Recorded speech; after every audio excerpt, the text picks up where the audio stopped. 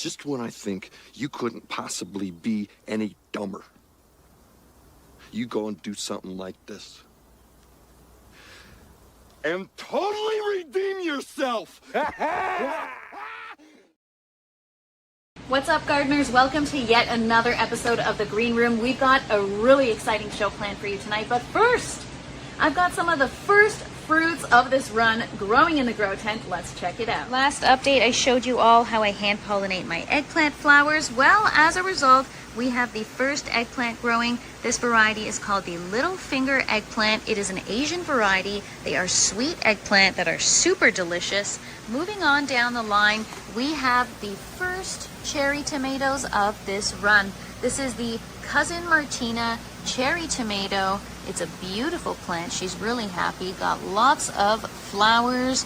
Moving on down the line, this is my favorite plant right now. This is the Mocha Swirl Pepper. It is a sweet pepper variety with variegated leaves and variegated peppers. We've got our first pepper growing, and as you can see, it's already getting its variegations. Can't wait. Enjoy the show, everyone.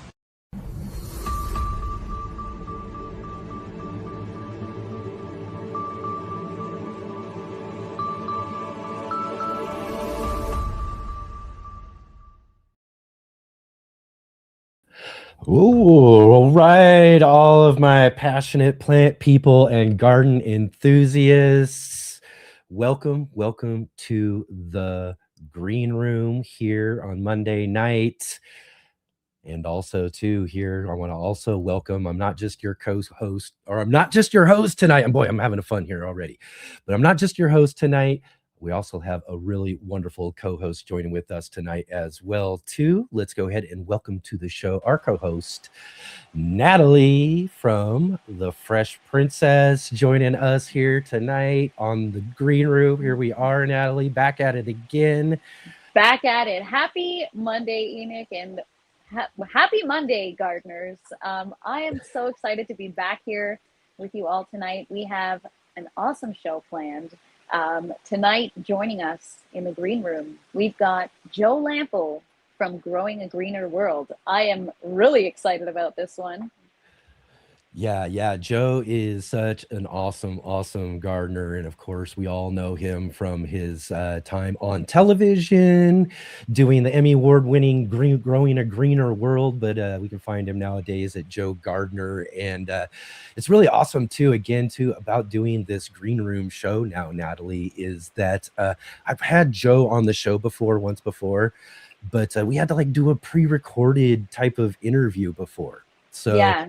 And those don't play out too well live, because the purpose of doing a live show like this is to kind of be able to hang out with you and all of our other viewers who are watching with us tonight. So This is one really awesome thing about doing this new Green Room show now, is that we can invite folks who weren't available to show up for us on our weekend show to be able to come and join with us here on a weekday evening. And and that's why I invited him to be really our first real main guest. Yeah, start off with a bang. And that's the nice part too, is it's more of a relaxed conversation, and we're gonna have some fun with him tonight. Maybe get some nuggets of information that nobody has discovered yet about Joe Gardener. So I'm excited.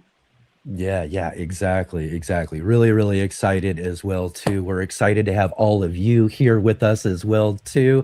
Thank you so much for coming back and joining with us here on the Green Room now. It's our new show. We're just getting this going. This is really fun. So tell me real quick here, we got some other things to get going on though too. But tell me, how did it go last week for you? How did you was this really fun or what? Yeah, I had a lot of fun, and honestly, I feel like it was too short. I feel like I had so many more questions for the ladies that we got to chat with, Robin, Shawnee, Katrina. Mm-hmm. It was such a great conversation that I'm looking forward to getting to do this every week. I felt great about it. What about you? Yeah. And again, too, we do all of these really cool shows early in our weekends, 11 o'clock in the mornings, Pacific time over here on Saturday and Sunday. So, really have fun doing those sort of things. But again, like I said, this is kind of a new thing. We're trying Yeah. to do things just similar to what we do on those other shows, but this is a new thing. And so I was really, really excited. It was so awesome to hang out again too with Shawnee, Robin, and Katrina as well too, who are going to be doing our Grow What You Eat segment. You all get to see Shawnee's first segment of our Grow What You Eat segment coming up here in a few minutes as well Yeah. too. And But also, shout out to all the replay viewers. If you are taking time out of your day to watch the replay, let mhm. us know in the comments that you're here. Thank you so much for taking the time to watch and tune in with us. Absolutely, absolutely. Thank you so much, and definitely drop into those comment section down below if you're watching on the replay too, because we love to hear from you, and we can't wait to hear from you as well. So let us know what you've got growing on. Let us know where you're growing from, or just drop in and say hi if you want to as well. So definitely do that. And also,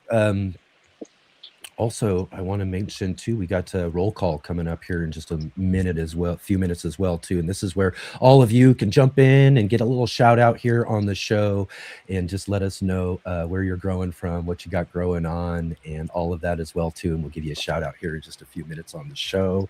Yeah. And yeah, and also if you are here with us live though, definitely be dropping in there and let us know you're here too, with questions and all of that for our guest coming up as well too later on in the show, because we love to have you all involved with this conversation, right, Natalie? Because this is what doing these live shows like this type of format is all about. It's kind of being able to have a cool variety but interactive show that our viewers can also join in with as well. Totally. And it's also, in what other setting are you going to get to pick someone's brain like Joe Lampel, right? So ask all Yes. your questions, throw them in the chat, and hopefully we'll get to all of them and get to answer everything so that we learn everything that we're here to learn about the guest of honor.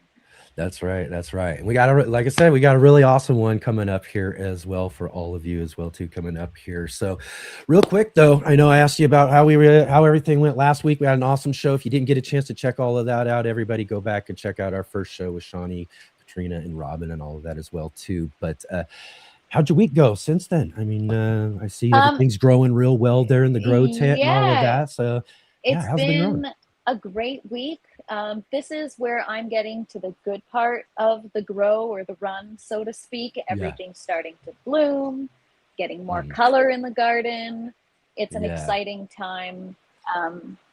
Especially I mean, even when I'm here weekly, I'm sure you probably Mhm. see the jungle growing Mhm. Yeah. as Yeah. the days go on. So, yeah, it's been a really good week. I'm excited, a lot of hard work, but it's worth it. What about you? How's your week been? Busy, busy, busy. I wish I could be doing more as far as what I need to be doing for my garden and all of that. I did get Yeah. most of my trays set up for some of my microgreens, so I did Yeah. accomplish something at least. Nice. But yeah, it's time for me to start thinking about all of the stuff that I need to be doing with my back patio now. We got to get greens out there going.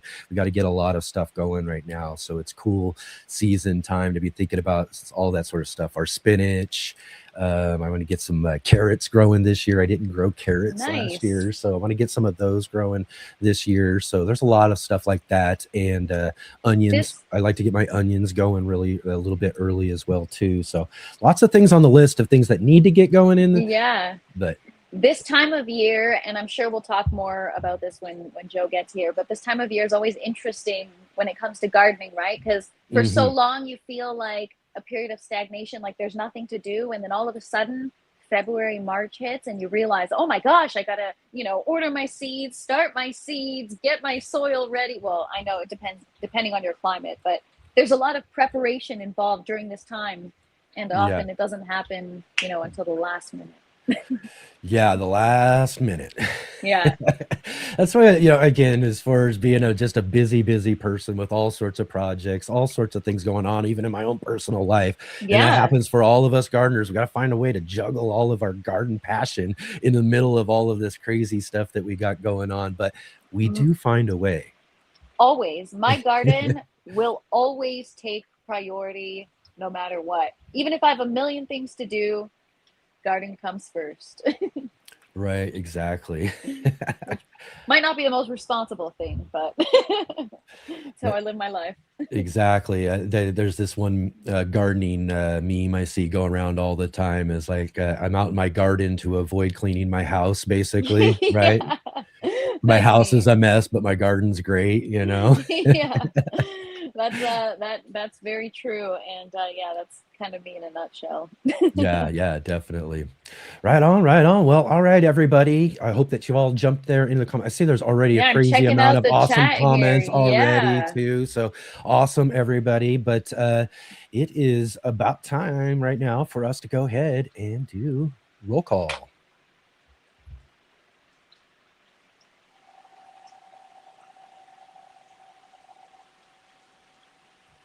Okay, here we are. It's time for roll call here. And everybody, I hope that you dropped into the comments there. Let us know that you're here with us today. And first off, let's see here. I got to find right here. Oh, I don't know. She's in here somewhere. But anyways, let's say hi to Jay Dixon. She's our facilitator. You'll notice in the chat there, Yeah. she's dropping in links and welcoming The people into J-bot. we call her the J-bot around here and all of that. She's joining us from up in Ontario, Canada, and helping us in the backstage and everything as well, too. So we appreciate everything Jay does for us here on the show. Thank you so much for being here. As well, early we had in... Yeah, we got Riz. What's up, Riz? You've been waiting a while. The waiting is over. We're here. That's right. Happy That's Monday. right. Right along with CF Lungs. It's a pleasure to have you here with us as well, too. Bowtie, I am excited to have you here. I hope you're having a good night. Right on. MKP. Yes, let's go. Let's go. Right on. Here we are. Excellent. Excellent. What's up, Galaxy Rods? The TFP crew is here. Love it. You guys are the best. That's right. Showing up, representing. Excellent. That's what we like to see here for sure. Excellent. And we got Robin from Robin Gardens joining us from Chicagoland. Very excited about Garden Guru Joe Lample being on tonight. Woohoo! Awesome. Awesome. Yeah, we're looking forward to Joe as well, too. And we've got So and Tear. Happy Monday. So good to see you. Yeah, yeah. A couple of our contributors for our grow what you eat segment. You'll see here in just a couple of minutes, and but we'll see seeing Shawnee's actually. Those will be coming up here soon as well, too. Yeah. We got Mia. Good to see you, Mia. Thanks for hanging out. Awesome. And Dusty, great to have you here with us. And Shawnee. I am so excited for your segment tonight. Can't wait. Oh, we got Lungs back in there. What's up, Green Rumors? Yeah, Green Rumors. That's Yeah, what you I are. like it. You're Yeah. Green Rumors, as well as Farmer Marshall. Thank you for being here, Farmer Marshall. Awesome to have you here. Let's see here. Hi, Adam. Good to see you. Yeah, Thanks for spending your time with us. Yeah, Adam, my buddy from there in Central Point, just right up the road from me here. Good to see you, Eddie. Eddie. Hi, Eddie. Yeah, hi, Eddie. And Homestead Aquarius. Good to see you. All right. Awesome to have you here. We got Kevin in there. Great show earlier today. Oh, yeah, that's right. Jay was on with Gardner Scott earlier today. Gardner Scott did a really awesome interview with Jay today, talking about how she's kind of invented this new facilitation thing that she does, and people are kind of catching on to it and learning and all that sort of stuff. She does a wonderful job. Yeah. So it was really great. Wickershire. Happy Monday. Good to see you. And Eddie's joining us from North Alabama. Excellent. Nice. Great to have you here. Yeah, present. That's right. Excellent. Well, everybody, thank you for jumping in there for roll call, and awesome. I guess it's about time now. We did have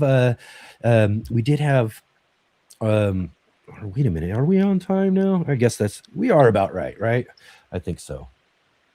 It's time for Grow What You Eat, right? Yeah, that's right. It's time for Grow What You Eat. We had the ladies with us last week. Again, go check out. We had a great conversation with them, but I hope you all enjoy Shawnee's very first segment of Grow What You Eat. She's got a lot to teach you, so be prepared. Let's check it out.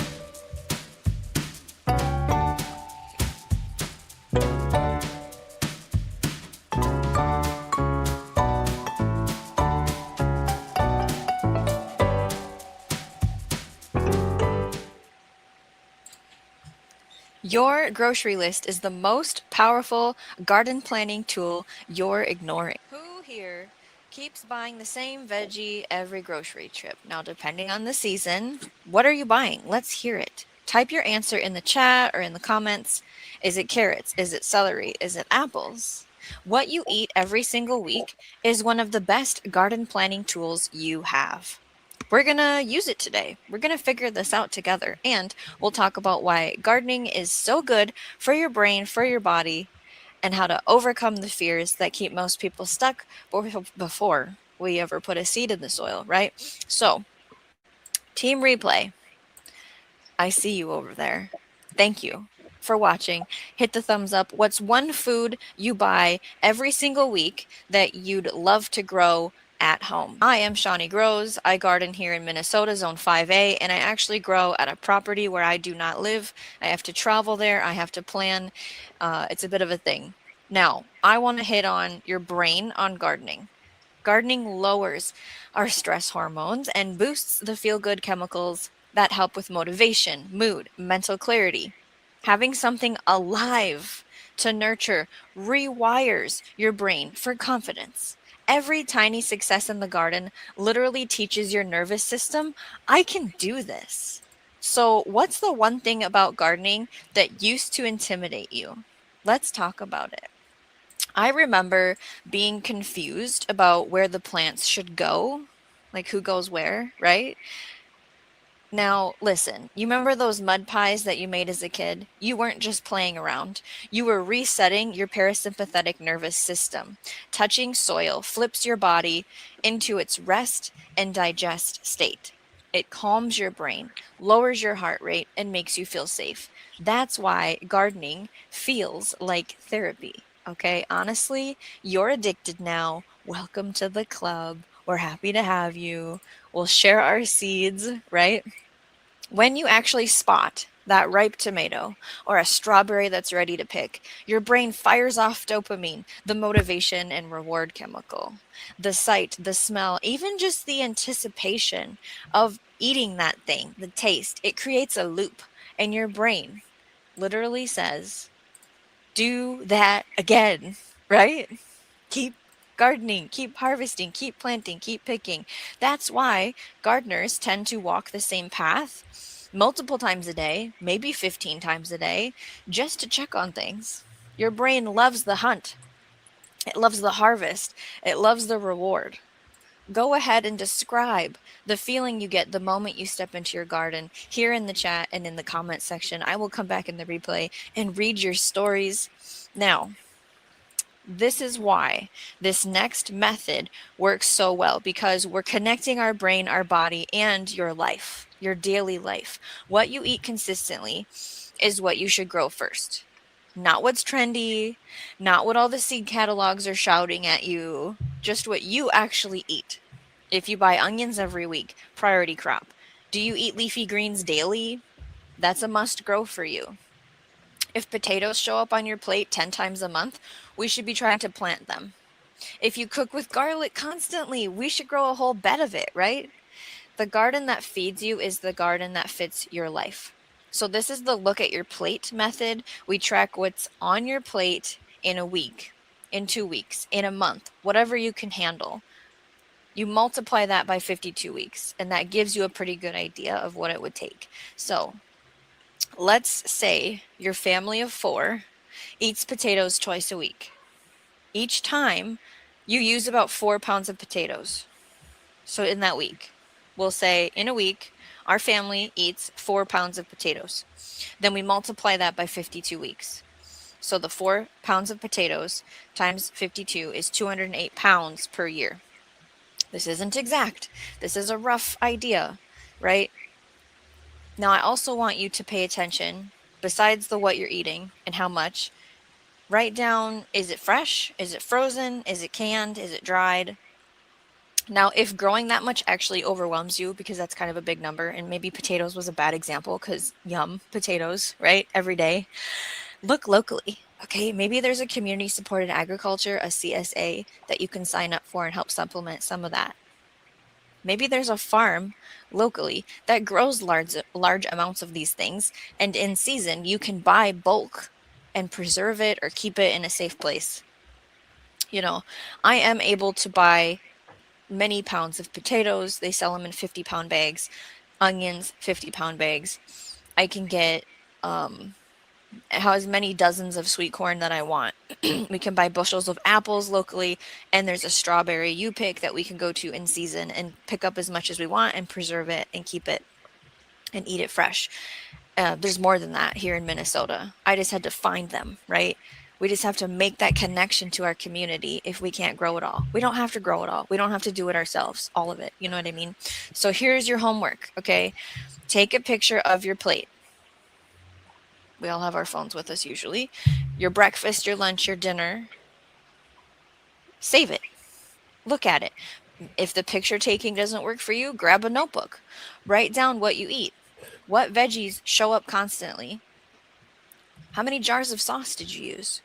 How many cans of beans? How many frozen veggies? What is your household actually going through?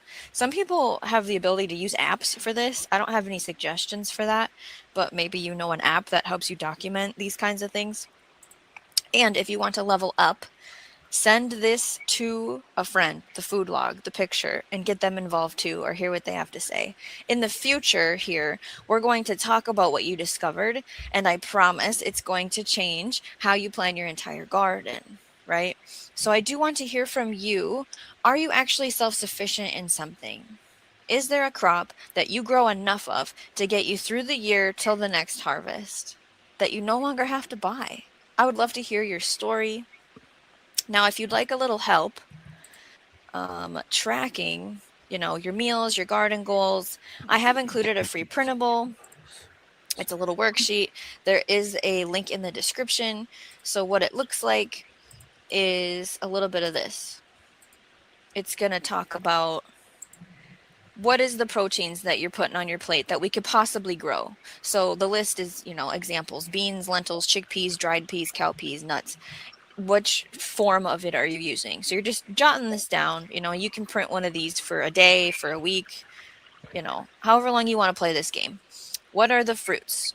Were they fresh, frozen, canned, dried? Same. Vegetables, leafy greens.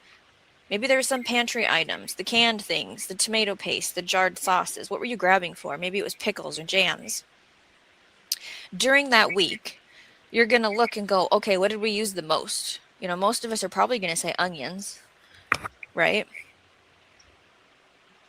What was the most used fruit? What was the most used leafy green? You can even keep totals. How many onions did you use? How many garlic cloves bulbs did you use? How many potatoes did you use? There's a notes section, an observation section.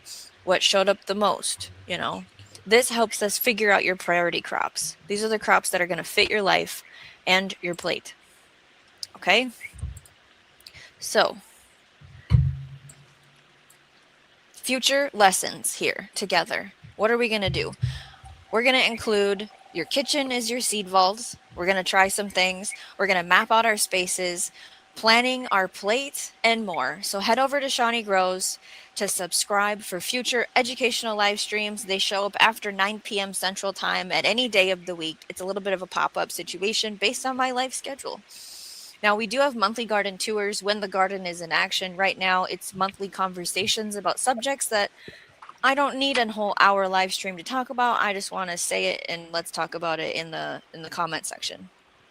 Our top recent conversations have been about the self-sufficiency garden. And one of the other topics was gardening won't save you, which is a little controversial, right? Head on over there and see what we said about it. And of course, our seed saving basics with Robin Gardens. Now, as we always say, grow every day in every way, and I will see you in the next lesson.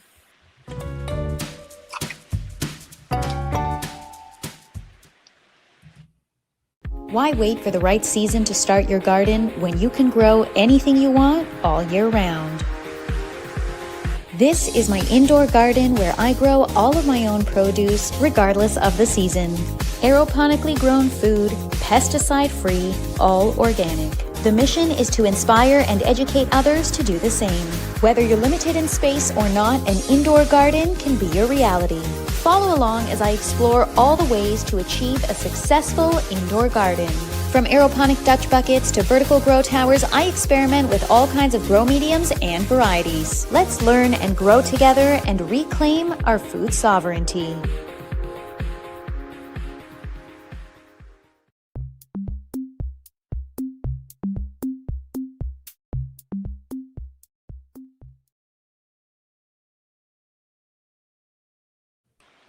Oh boy. What have they done to us? StreamYard. What happened? No, they switch the buttons when we go to those videos, so it takes us out when we should be popping back up right there. But anyways, we're back, everybody. Thank you, back. Shawnee, so much for cool start to Grow What You Eat. Like I said, Shawnee's like a teacher, man. She's gonna sit you down. She's gonna really, really lay it out for you when it comes down to it. So yeah, I don't like homework, so thank goodness I only eat one meal a day. Only one picture to take. right, exactly. All right, real quick, everybody, here before we get moving on today.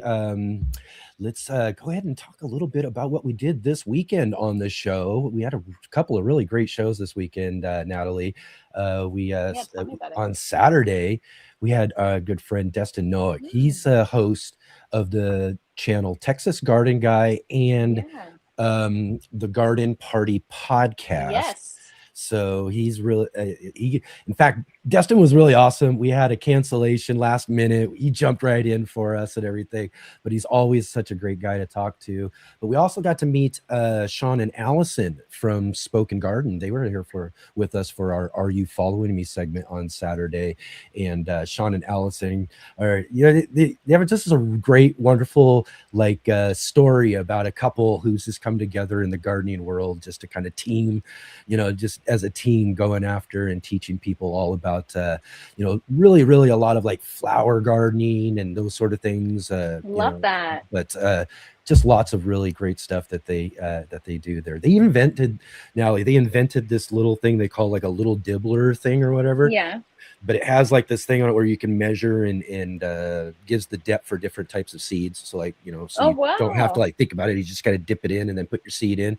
But then you can put your seed or scoop your seed with the other end and everything too. Very cool. Really cool little invention that they invented together and put out there and everything. That's so too. Fun. That's what it's all about, Yeah. So you want to go back and that's right. Share. That's what we love around here.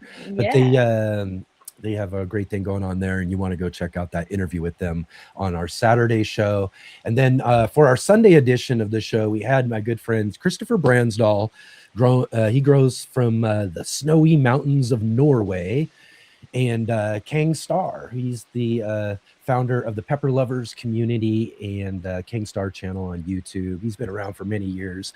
These guys were my original live stream cohorts. The very first time I ever had an interaction with any other person on my channel or a live stream was with those guys, Christopher and Kang. So I'm sure it's always nice to have them back. Yeah. So we like to get him back every couple of months on the show. Nice. Christopher grows. Okay, so this is the thing. We got to find a way somehow. And it's really tough now that we're in this different time slot because Christopher is deep asleep right now. Yeah. It's middle of the night, all that sort of stuff. But we got to find a way somehow to get on and get a conversation with you in there with him as well, too, because he has an amazing grow room. Yes, he built out this just massively awesome grow room, grows all these sort of just awesome tropicals. He's beautiful. Got in the interview you can see behind him he's got big old bananas towering over him. He's got these big huge coffee plants and all sorts of just amazing things that you just would not imagine. Yeah, growing sounds awesome in these snowy mountains of Norway. And I've even seen it. You think of those cool pictures of Norway you see in the lakes and the little roads going by him and everything. That's where he lives. It's amazing. But wow. Yeah, it's beautiful. Yeah, exactly. So right on. And that's what we had going on for our Saturday and Sunday show this last week. Sounds like a jam-packed weekend full of good guests Right. and good conversations. Lots of great lots of great conversations. We're hoping to have a really great Yeah. conversation here real soon. I am Ready for some more? yeah, well, I'm hoping here let's see here. I got to actually send out a message here real quick. This is some fun stuff. Yeah, so we've got a Yeah, fun, segment that we're going to try out tonight. And yeah. it's going to be a fun way to get our guests kind of, a little uncomfortable before they get comfortable. Little lightning round segment, which is going to be fun. So I'm looking forward to that. I've got my questions ready to go. Yeah, this is gonna And be this is gonna be real fun. This is gonna be really exciting. yeah, you all in the chat take notes. If there's something you want to elaborate on or more questions you've got later, keep an eye out Yeah. for his answers. I'll just kind of again, you're not in the backstage with me to be able to see everything, so I do want to let you know, and everybody else know too. We're gonna kind of what they call in the industry vamp a little bit. We're gonna kind of talk and kind of conversate here. As hopefully our guest will be loading up here real soon. Hopefully he doesn't have maybe any technical or issues or running a little late maybe or something. I did send him off a message here, so hopefully we'll get that going here real quick in a minute though. But I did mention everything that I had going on this weekend with my channel and all of that sort of stuff. Tell us a little bit more about what you've been doing with your channel and all of that too. Yeah, I mean, well, the channel has been obviously growing. We've been, doing some podcasts here and there, which has been fun. Just showing everybody, the ins and outs of indoor aeroponic gardening. Because as we were talking about earlier in the conversation, it's, a little bit of a controversial way to grow, especially for, loyal to the soil gardeners. Right. But it's still a way to grow, and there's a lot of people, and especially as for me in my channel, we talk about urban gardening, city gardening, small space gardening, limited space gardening, and that sort of stuff. And sometimes, maybe someone only really has the ability to grow in a grow tent, and that sort of thing. So, that's exactly what makes what you do kind of so really fun, cool, and important in a way, is so that you got all these, right now I'm in a phase where it's kind of like a hybrid between I'm going to start aeroponically, but I'm preparing for my outdoor soil summer garden. So every year I've got a cut flower garden, and I ordered some varieties that I've never tried aeroponically: poppies, snapdragons, cosmos. And we're going to try those and start them in the buckets. And then rather than sowing seeds and starting them early indoors, I'll just cut clones and transplants and get them in the ground. So we'll see how that works out for me. Yeah, exactly. I hope it works really well too. And again, also, I was going to mention too, as you were talking a little bit earlier about, how everything's growing and looking really great. Didn't you just recently kind of have to start over when it comes to doing everything? Yeah. So I started what you're seeing here, I started everything November 15th. Prior to that, the tent was empty. I had ended my last run. I think it was November 1st or something. Every 6 months or 7 months, it's time to stop, take everything down and clean to the best of your ability. And depending on the condition of things, you can either keep things and, repot them once you clean things, or you just got to get rid of them. Yeah. And but how are we doing back there? It's got to be a real chore though too. I've seen some of your videos and it's really cool and fun. You do all the time lapses and all that sort of stuff. But I'm sitting there watching these time lapses and I'm like, ooh, that's quite a little project. Putting one of the towers together when you got to break those down and put them back. Those are the easy part. That's just that's the 20 easy minutes. It's done. It's just washing it is the lengthy process. But there's always work to do in the garden. Always, if you grow, whether it's indoor or outdoor, there's a million things to do. You're never not busy if you don't want to be. That's right. That's what I love, but I also dislike at the same time, because it cuts into other things because, like I said, gardening will always take priority. Mm-hmm. Well.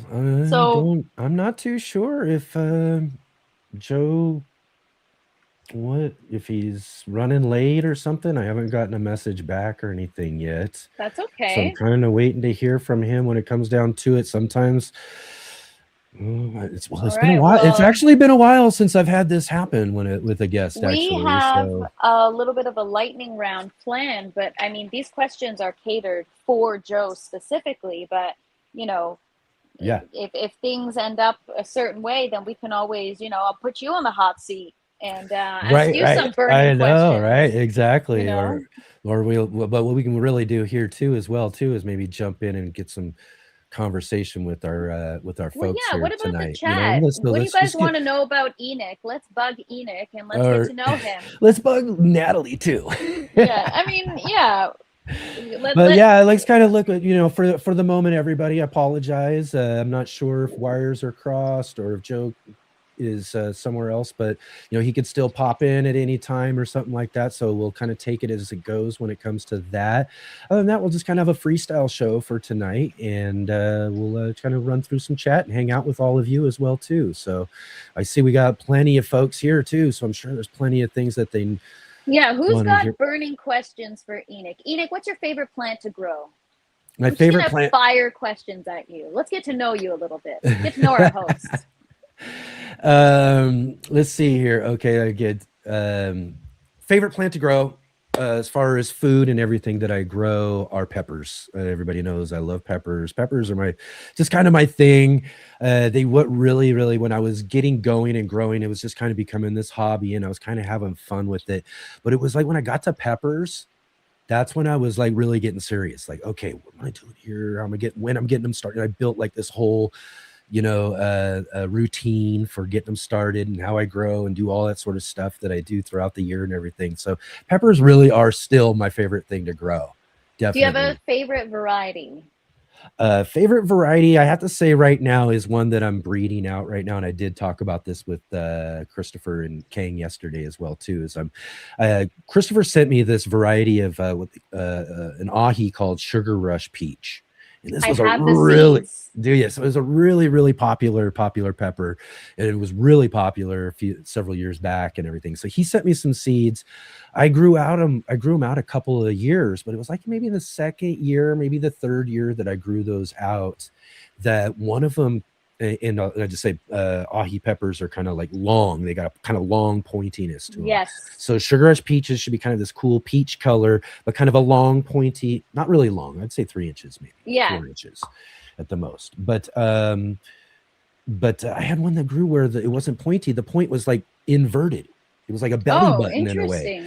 So an innie instead of an outie, if you will. Yeah, exactly.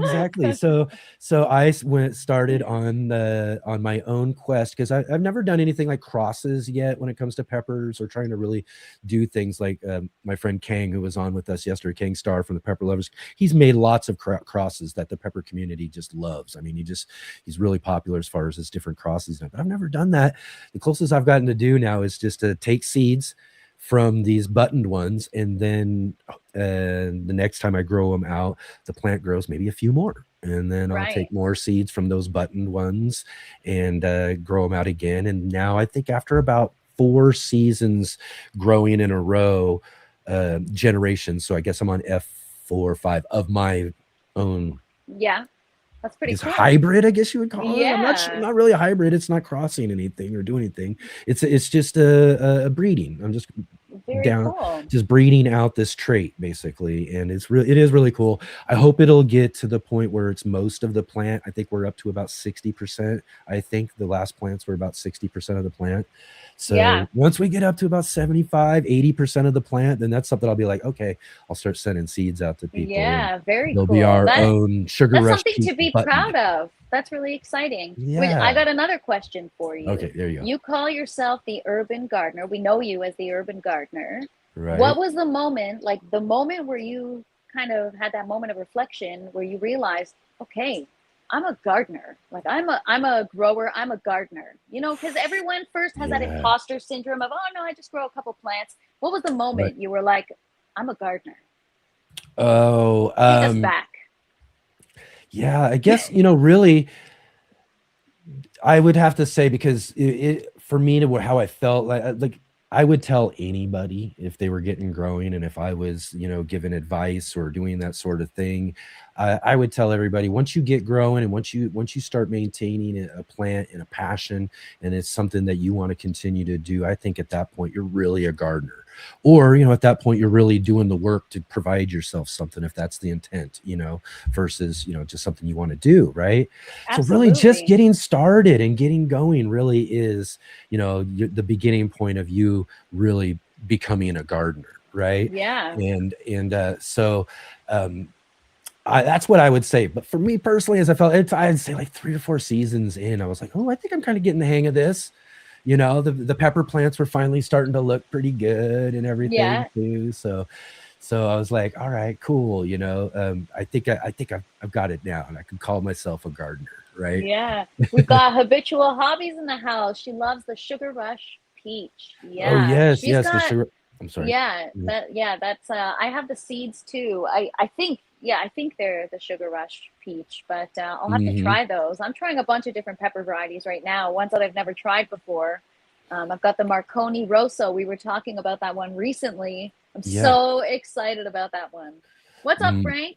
Good to yeah. see you. Cheers. Excellent, excellent. Thank you, thank you.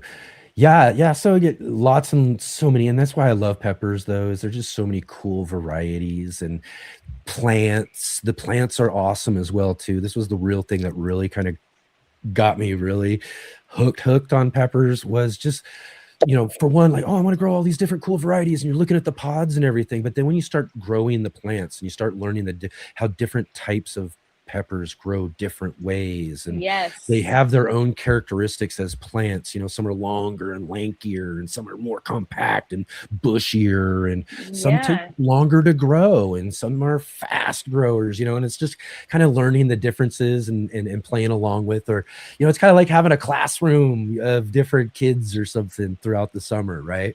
They're all Yeah. doing different things in different, ways and stuff They like all that. You're just kind require different levels of of attention and exactly, different in a levels of way. care. Totally. Yeah. Yeah, yeah. I'm So learning it's that fun of now. them. I've got, well, I had a tray full of peppers that I was germinating, and the Mhm. labels were on the lid, and the tray fell over, and Yeah. obviously all the seeds got away from their labels. So I've got 12 pepper plants, I think, or 11, and I have no Yeah. idea what they are with the exception of 3 of them. So it's going to be a surprise. Surprise peppers. Yeah, Those are that's always not a way fun to too. learn. Those are always fun too.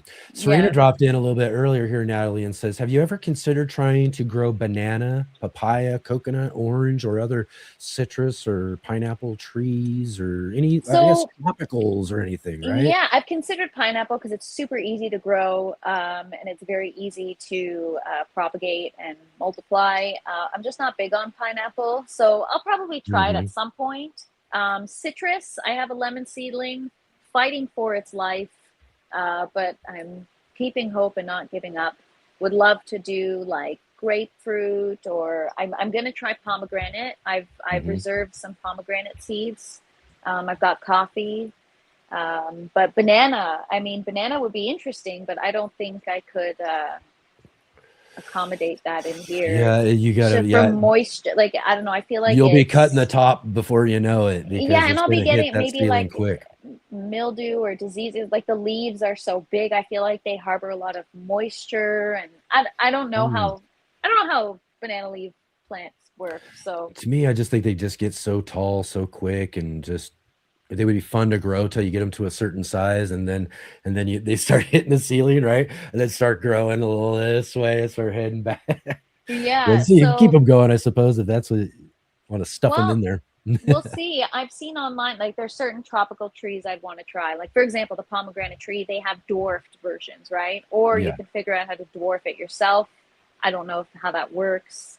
I Mhm. don't know if there's a way to do that actually, but we'll have to look into that and figure that out because there's a lot more space in here that's just Yeah. itching to get filled with more plants. That's right. That's right. Exactly. Some other just fun types of plants that you could have on the side there. Yeah, you could fill that up like a little jungle. Yeah, exactly. It already is like a jungle in here, and you're Yeah. gonna see in the next couple of Mondays when we're Yeah. here, it's gonna be this is just gonna be full blown madness. It's Nice. gonna be my tomato wall. Wall of Oh, tomato. we've got CF Lungs asking, Urban Gardener, have you ever grown taters? What's your preferred medium to grow them in? Ooh, taters. Yes, indeed. And I want to get back to this probably in the next season or so. I'm not sure yet, but when I started my channel, and I've been around now, I can't believe it's been 8 years. Is it over 8 years now? Probably on 9 years or something. But those first several years, I was growing potatoes out of big like storage containers. Wow. Yeah, yeah.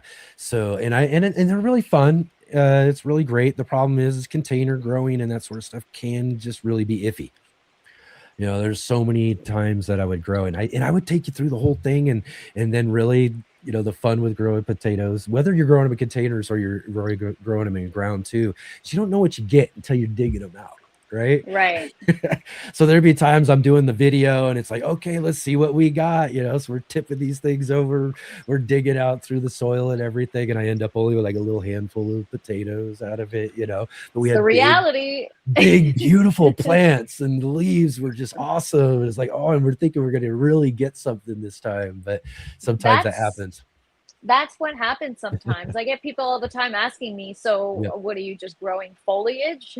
Like, well, right. just, give it Yeah, time. Sometimes it takes time for the fruit to produce, but I right. understand what you're saying. You're expecting Yeah, a those root larger crops yield. sometimes. Yeah, you want to, Yeah. and that's the thing is it's just a root. The potatoes is more so, but lots of other root crops. I mean, carrots you can kind of see the tops there a little bit, and the beets and those sort of things. But you know, those potatoes, those tubers are down in there, and you got to pull You them out really before you don't know it. know. No, Yeah. exactly. So I have had years though too where we grew in the containers and we got big fat monster potatoes and bunches of them and several cool pounds of them, and then there were years where they were kind of iffy. But every time I grow in the ground, and I got a space now where I grow in the ground, and I just kind of really anymore, I don't know if I've actually planted potatoes in it for I think a couple of seasons now, where I Wow. planted the first ones a couple seasons back, and then I grew those out, dug up and harvested a bunch of them, and then left a bunch of the little tiny ones behind. Yeah. Let And them then they sprout. grew into all new plants and Yeah. volunteered the next year, and then dug up a bunch of new That's a nice potatoes part. again. So And easy, yeah, so they're basically just volunteers anymore for my So you got a potatoes. potato patch. A potato patch. It's great. It's Nice. great. But I See, always get good ones out of the ground when I grow in the ground versus the good. container, though. I'm gonna try them aeroponically and see how they do. And the Uh, nice it part would is be interesting. I won't have that problem. I could just lift the lid and take a look under the hood and see how many potatoes do I have. See if it's worth the investment and worth the the work. Yeah, yeah. Excellent, We excellent. Let's got see. JC saying, I've seen potatoes grow in all sorts of mediums, sawdust, seaweed, etc. As long as they're covered, I myself prefer a soil base. So yeah, JC Yeah. agrees with you. Soil, ground is the way to go. Yep, yep. And you know, I just use just like a basic, simple container type of outdoor mix, and sometimes I'll mix up other things. So I don't really have like a general like this is what I would use, because I mix up stuff and I do things different from year to year. And sometimes maybe that's some of the reasons why I get the results I get sometimes. But you know, we put as general of good composted soil into our containers as we possibly can. And I get, you know, feed with compost tea and do those sort of things throughout the year and everything. I've never tried like doing anything other than, you know, that type of soil mix or in ground though before, but I've seen a lot of other people get success like JC's talking about, you know, utilizing all sorts of other types of things. It's really, you just get them covered and get them in something that's dark, you know, and Yeah. they just grow. And it would be interesting though too. I'm really interested to see what they would do in a water-based situation. I know though. they That would do just be well. so. I've seen people do potatoes. I've seen people do beets, radishes, and even in smaller systems, right? So Yeah. I don't know. We'll see how it goes. I will be trying it at some point. I just kind of have my hands full right now. We got Yeah. over 100 plants in here. Nice. Habitual likes my mocha swirl. Peppers, yeah. Slightly out there for hydroponics veg would you like to give a try, and why? It's, something a little different. Not, Yeah, I mean, I guess it wouldn't really be a veggie, but more like seasonings or spices, maybe things like saffron or coffee, like I mentioned, vanilla, things like that would be really cool. Yeah, just things that are unique, and just to see, will it grow? Will it work? Yeah. I even have a can of San Marzano fresh, they're just crushed tomatoes, and they have the seeds in them. So I took one of the seeds, and I'm going to try and germinate it and see what happens, see if it works. I know that's irrelevant to the conversation, but it just reminded me of that. Excellent. I'm harvesting seeds and everything I do. Oh, have you ever tried growing strawberry, Enid? Oh yeah. Oh man, strawberries are some of my favorites. Oh. And again, too, now we're getting on it. I told you what my favorite was. Now everything else I say after this is still going to be my favorite. Right? That's the life of a gardener. Anything right. that's the current topic of conversation is the favorite. Strawberries, again, ease of growth. They're so simple. You can grow them in small containers too, for container gardeners. You can hang them in hangers. You can put them in gutters. You can hang on a fence or something like that. There's just so many ways. But you transplant the root, right? Yeah. So starting from seed is a little trickier. Well, at least I'm having my own personal strawberry challenges. Yeah, some of those really delicious, big, juicy type strawberry varieties and stuff, the seed starting isn't very easy. I know alpines, I did grow from seed several years ago and got some started and everything. I didn't care for them, so in the long run, didn't bother. But yeah, I grow an ever-bearing variety of strawberries, which I recommend mostly because that's instead of like a June berry where you're just only getting like one or so harvest out of a group, you get them throughout a couple of times throughout the season and all of that too. So yeah, and again too, they just propagate so easily, like you said. They're like my spider plant I got behind here. Yeah. They send out these little runner babies, right? Yeah, and you just kind of get them to the root and get them to go. That's my goal with the yellow tower behind me, because the plant ports are so close to each other. Start with one strawberry plant, totally. Yes. And put each runner in each plant port. So I had it going my first run, and then I had a pest problem, and I had half the tower filled. I almost succeeded at my strawberry tower dream, and had to get rid of everything. But that's going to be the future plans. I'm also going to try maybe doing strawberries outdoors as well. Be much easier with pollinators and stuff, Yeah. Oh, let's see here. I mix compost and peat moss to grow my potatoes in. I may add some worm castings, biochar this year too. I also have azomite if needed. Nice. Yeah. I don't know what azomite is. I've never heard of that. Azomite's kind of like a rock dust. It is a rock dust. Sorry, not kind of like, but it is a rock dust. Azomite, I think, is a specific brand of a rock dust, A to Z kind of minerals. So this is going to put more minerals and things into your soil. But yeah. So some of those micronutrients, more micronutrients that could be helpful.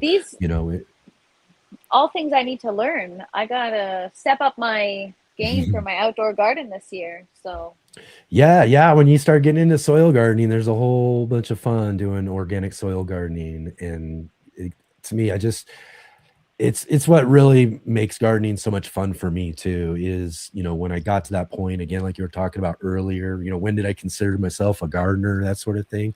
I think also too, when I was first getting to understand soil science and what this was meaning for what I was growing, and and I was trying and doing all sorts of stuff. I was just taking advice here, there, and everywhere I was going, and it was it took me a couple of seasons before I really moved towards some of the organic systems that I still use today and everything. But that's really getting a handle of that soil science, making sure we got really good soil life in our soils. And it's just so simple to do by, creating your own compost if you're making your own compost piles, or finding a way to source really good local compost and those sort of things to do for yourself. Or, as well, what I do too is like Serena was mentioning, worm castings. I grow my own worms. I've got my own little worm bins and things like that too. That's perfect. Yeah. So I got to start doing a compost bin. I have all my cuttings and stuff when I do defoliation, from inside the grow tent. It would definitely, the only thing is, if you have diseases or issues on these plants, you don't want to introduce them into your soil. They'll transfer, I'm sure. Azomite is, oh, sorry, I didn't give you no, that's okay. I was just reading it. Volcanic derived mineral product mined in Utah, rich in over 70 trace minerals and rare earth elements. Nice. Yeah. My good friend John Kohler from over at Growing Your Greens. Yes. He's a huge proponent of rock dust and putting rock dust into your garden and all of that to really, like I said, you're building up that soil life and all that sort of stuff. And those other micronutrients are going to really do a good job in building that soil life as much as those macronutrients are going to be doing as well. Yeah. Those things go just over my head, even though I'm learning it on a I guess a more precise scale, because I'm manually adding it in versus adding in amendments that already have all these nutrients available. We got Frank asks, can you grow pistachio nuts? I'm sure you could, or figure it out. Yeah, I've never done pistachios grow on a tree, I think, right? And that's going to be, in the grow tent, I don't know. At a certain point, I'd have to get it outside, and I think they require a hot climate, if I'm not mistaken. Yeah. Let's see here. Farmer Cass also asks, how long would it take to start from seed? How long would it take to start? This depends on what you're growing. Certain Yeah. seeds take longer. Yeah. If I'm doing tomatoes or peppers, could take anywhere from, peppers can take a couple of weeks to 3 weeks, sometimes even a month to sprout. But tomatoes usually are pretty quick, within a few days. Same with lettuce. Yep. Really depends on larger seed now too. If you're getting into larger seed, you're going to take more and more time again too. It's just really about that seed being able to absorb the moisture. Zinnias and cucumbers they sprout like 24 hours. They're already sprouting. Oh, you know what? I think what we're not getting here, I think we both need to catch up here, Natalie, real quick, is because we were talking about strawberries from seeds. Yeah, sorry. So you think that might be what the question is here, Farmer Chas? You're probably asking us, how long would it take to start from seed? I'm going to assume that probably was what it was. We are a little back here on the comments. I was recently, Bowtie, who's in the chat, is the strawberry guy. Bowtie Life in the Garden. And he was recommending 3 to 4 weeks of cold stratification prior to germination, which takes time. So from seed to get to fruit, 90 days to several months to produce fruit. 5 to 6 months to mature.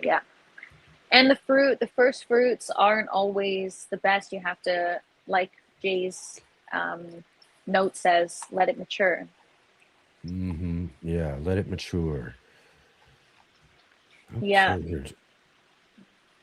We'll work through here. Okay. Let's try. I was just looking back here because I was going to say, I think I'm a little back on this conversation here because I was just catching up with that right. And then I was like, wait a minute. I'm sure they know the. I know. I've got the chat. We're the ones who need to catch up around here.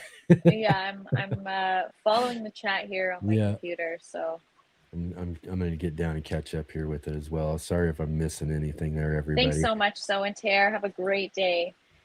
Late to the party, but wanted to say hello. What is up, Bohemian Herbology? Good to see you. And sorry if we missed saying hi to anybody. Hope everyone's having a great evening. We are kind of doing a little, if you just joined, doing a little improv. It is a little improv right now. We think that our good friend Joe, our guest tonight, must have got some wires crossed or some sort of thing that's going on. I haven't seen yet a message back yet too. So we'll have to find out what happened, and maybe, I don't know, I guess we'll have to try to reschedule or something if he is much later than this. I don't know how much more of an interview we'll get in if he's any much later. So Yeah, we'll go on that's for a little okay. bit longer I mean, here, hey, everybody. maybe the lightning round will serve the best purpose of all at this rate, right? I Like, know, right? all we need, Enoch, is 60 seconds at the end, and Just to, yeah, we got to test it out one way or I'm just another, kidding. right? We Yeah, do I got to mean, test this out one way or another. I can ask you the questions, but some of them, because they're catered specifically to Joe and what he's Yeah. got going on. But I could try to ask you a few. Oh, hey, Coach, it's good to see you. Awesome to have you, man. Thank you for being here. Like I said, I'm trying to catch up, and again, too, sorry if I missed saying hi to you at all, because I just went down here. I'm caught. Yeah, what's up, Sky Overhead? If I miss Good saying hi to you. you, please jump in and so I can try to make sure we say hi to you here for sure. Yeah, absolutely. Thanks, Coach, for being here though too. It's always great to see you. Yeah, we got a lot of people in the chat trying different. We got pistachios need male or female, 2 different varieties. I don't recall which it is. Interesting. Did not know that. Yeah, you got a lot of plants that have different pollination needs. My last run, I wanted to grow tomatillos for the first time, and they require more than one plant in order to pollinate, similar to corn, right? So yeah, it's interesting. Yeah, we got okay questions here. Oh, did you get ice too? Yeah, so let's see. I think, are they still in here? I don't know. Oh, I don't see them in here. Okay. So tell us what your plans are for this spring, upcoming summer, because I totally think that you and I should do, I'm going to be hosting separate Some sort of a grow, huh? Yeah, I'm going to be doing a grow along, but I think between you and I, it could be fun to do a grow along or a grow off. You pick your favorite pepper variety, and you let me know when you're ready. I'll throw it in the buckets. You do it however you're going to do it in your flower bed or whatnot, or your soil bed. And we have a little friendly competition. Yeah. All right. Well, let me put some thought to that here, and then maybe next week on the show, maybe we'll talk a little bit more about some parameters and what we're going to do, and we'll do something like that. I think peppers are a good idea. Yeah, peppers is a good idea, and to get a chance to try our 2 different ways. Yeah, we'll involve the chat. We'll get people to vote. See who you think's gonna win the grow off. What's up, Bernie? Good to see you. And what's up? Oh, we already said hi to Homestead Aquarius. Just making sure I say hi to everyone in the chat. That's right. Lex says here too, Chinese 5-color. That's another Chinese one of my. That's my favorite. That's another one of my favorites too. Riz knows all about that. We talk about Maybe that we on might have to do that all the time. I've got actually right here. Although I do have to say though is that I don't think that Chinese 5-color presents any sort of pepper challenge really though. I mean, those things grow so well. They grow so much, and they're so prolific. I kind of messed mine up towards the end of the last grow, so it is possible. But that is a Chinese 5-color pepper seedling. You see, you already got a head start. It just sprouted. I've got to have it. So I'm very excited. My mystery box of seeds from Small House Farms, Kate Bay. That is so fun. Bevan was our guest last week on the show. It's our first show back this year in 2026, and he's from Small House Farms, and he was offering out these mystery boxes of seeds and everything that he has. That's so fun and stuff. So Shawnee ordered one and has got one too. So I'm excited to hear about, and I'm sure Bevan too later on when we have him on the show down the road, or we'll be excited to hear about how those seeds grow. That's gonna be awesome. Yeah, so I saw someone mention there's a storm in Atlanta or a massive power outage. So maybe that could be what's going on with Joe. But yeah, it could be okay. lots of different reasons, lots of things like that can happen, and all that sort of stuff. And we'll just have to find a spot down the road and invite them back in to get it done right. We've Yeah, had, no, it's a live things, show, and sometimes things happen. And again, this is great point, is that there are people dealing with lots of storms, lots of power issues, and that sort of stuff. We were going to have trouble yesterday with our guest Kang Starr from the Pepper Lovers community being one of our guests, because he's down in Texas, and even down in Texas they were having big massive ice I storms and know. snow, and it was Did you crazy see the down there too. grocery stores? They were like empty. People were preparing for the worst. It was so funny. Yeah, And yeah. that's, another reason why we do what we do. Grow your own food, right? Exactly. So we can When have things those like that extras and those happen, things. yeah, Yep. you don't have Yep. to worry about it. So it's always Gardeners are always a little more prepared, right? absolutely. You That's think right. I'm crazy now, but when things hit the fan, you're Yeah, going to be coming here for some food. that's right. That's right. Gardeners are gonna be important. That's right. Yeah. Habitual says it's like Dalaska, like Dalaska. That's funny. All right. Probably have more more seeds that square foot more lot. That's funny. Yeah, I've got my seed collection is growing, and I need to find better ways to organize my seeds. Actually, speaking of Joe, I was listening to his latest podcast episode this morning of his Joe Gardner Mhm. podcast, and Yeah. he was talking about how the cure for boredom is gardening. And especially during this season, it seems like, and that's what I was saying is, earlier in the conversation that we'll be chatting more about this later with Joe, is that um, it's one of those times of year where it feels like there's not much to do because it's the winter, or period of rest, winter solstice, or not winter solstice, but you know what I mean, the winter Yeah. hibernation period. And Exactly. then before you know it, it's spring, and then everyone's behind on their seeds starting and whatnot. So it's one of those things where you Because want we're to be big prepared dreamers. now. We're big dreamers. Yeah, you want to get your seeds now. You want to start. I mean, for me, I start my seeds usually around early April. So I got 2 months to go, and we don't have a lot of time left. Okay, well, all right, let's see what's happening. Okay, well, I think, as we were having an issue right before we got started with the show with our chat, and I think my StreamYard is now, or wait, is it catching up now? Oh boy. Are we having technical difficulties? I feel like I am, because I don't know. I feel like you're seeing and folks are chatting and I'm not seeing it or something. What's going on? So I'm on my computer and I'm watching the stream Oh, on my computer. No, it literally just loaded up on me.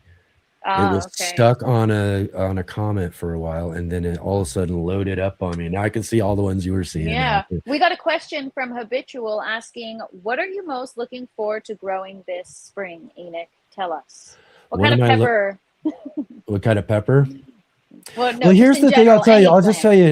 Yeah, I was going to say, just in general, though, too, for me, really is last year, I really kind of did a hands-off approach, really busy with a lot of stuff, going on and all that. So, I've got tons of volunteer stuff that pops up and does all of its sort of thing on its own. And then I only myself, as far as things I went in and put in myself, was just a few things. My peppers, of course, some tomatoes, and just a few mainstay items, not the bunches and bunches of stuff that I usually grow last year. And then I kind of let things go a little bit too. So this year I'm really kind of looking to kind of step it up a little bit. Maybe not as full blown as I've done in years past, but step it up a little bit and add some more things back to the garden and get back, try to get back to where I was before. And as I was mentioning earlier, I'm definitely looking forward to maybe adding some carrots to my garden and everything as well too this year, because I really love growing carrots. Carrots are one of also my favorite things, of course, right? Nice. But and we grow them in these cool. I have this big, tall, like elevated raised bed, and it's really, really deep. So it's kind of my carrot bed. And so we're getting that filled up, and I'll be sowing those out soon so I can get some carrots going. So if I can really say one thing in particular I'm really, really looking forward to, it's going to be the carrots this year for sure. right now anyways, because it's cool season. These are going to be the first crops that we're going to be growing, the first things that I'm going to really be seeing in there. But then, like you said, of course, I'm going to be really thrilled about the peppers getting out in the garden later on in the year, and some other things. Other people who watch my show and all that know that I like growing all sorts of stuff, even if I don't like to eat it. Yeah. And one of my favorite plants I grow over the last couple of years are eggplants. And I know you grow eggplants as well too. I just started. Yeah, I love eggplants. So for me, I tried a couple varieties last run. I did the Black Beauty and the Little Finger, and I actually really love the Little Finger eggplants. I don't know if you've ever tried them. They're small, but they're really, really good. I They're grew very one sweet. that was like a little, like smaller than a baseball.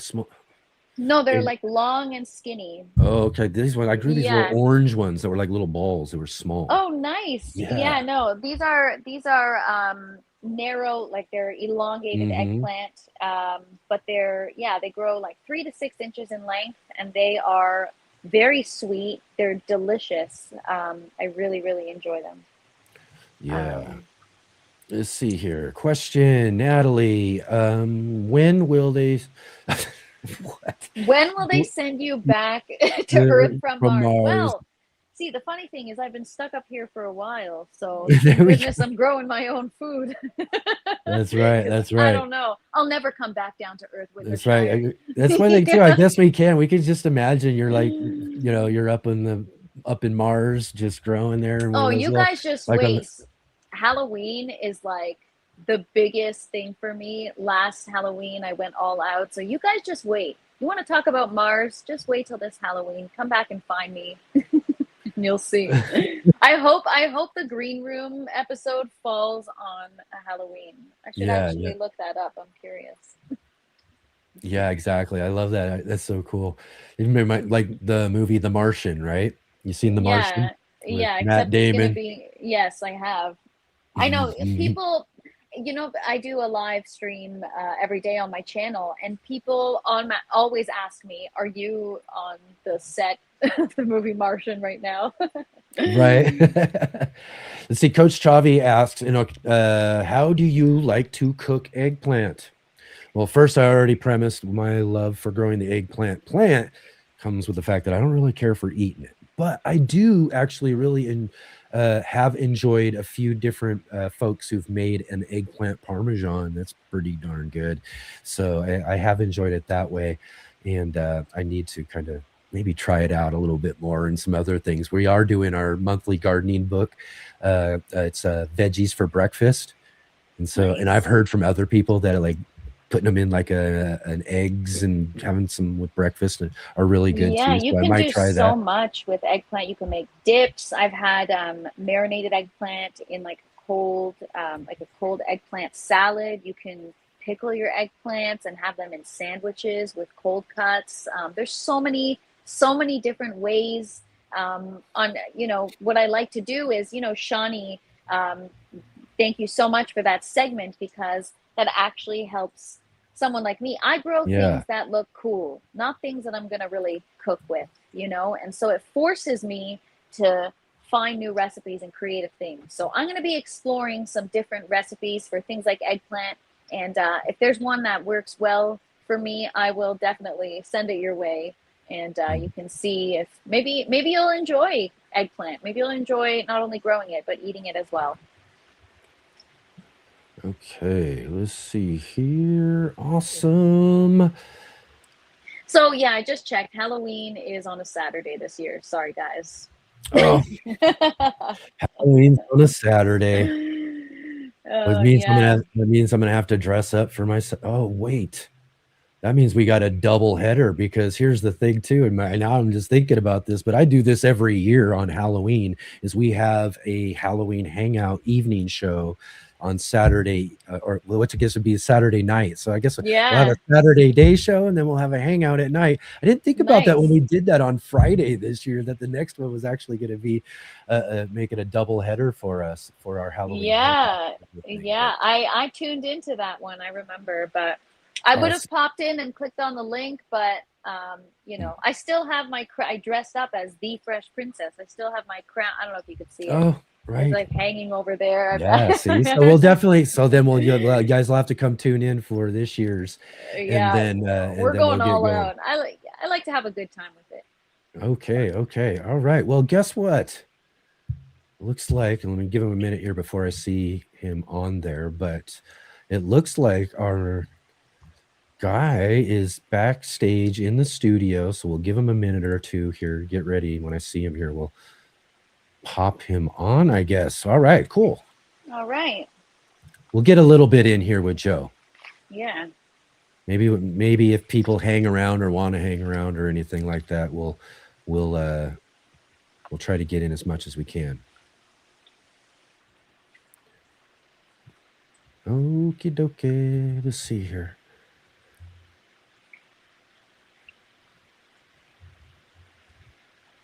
Okay. All right, but let's just keep moving here along real quick here. All right, we got a question from Bernie. When do you like planting cold weather crops in you're not in zone A5 or 5A or 5. I don't even know what my zone is. What zone are you in, Enoch? Would that make sense? 5 up there in Toronto, maybe? Yeah, for sure. What? I'm in I have zone no idea. 8B down here. 8B. Yeah. Anybody in Ontario know what Toronto is? Yeah, this is a problem for Google it. someone who I've got my grows computer right indoors like you do. Is that I grow outdoors as well. It's just But I don't. All I know is spring, summer, fall. That's it. Right, I don't know right. about all these zones. And then I started following all these gardeners on Instagram, and I saw their bio is not this type of gardener. It's zone 5A. What does Right. that mean? Oh, we got some stuff to teach you when it comes to all of that, for Yeah, sure. absolutely. Eastern Ontario is 5A. All right. So all maybe right. that was more of a question for the chat. Okay. Excellent. I see him back there now. So All right. let's go ahead here, everybody. And seeing how we're kind of already going along here, I'm going to do this. We usually do a little bumper, but I'm going to go ahead and just bring Joe in because we want to just kind of Yeah, jump we got into the this guest here. of honor here. Yeah. All right. Let me get this. I got to get the screen setting right real quick. And then let's bring our man Joe on to the show. There he is.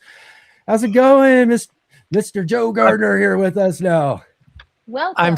I should be the guest of shame, actually, not the guest of honor. I'm so embarrassed. It's okay. I can't explain what happened, but I can just tell you this. I have a good excuse. There Dog you go. didn't eat Perfect. my homework. That's all that I literally matters.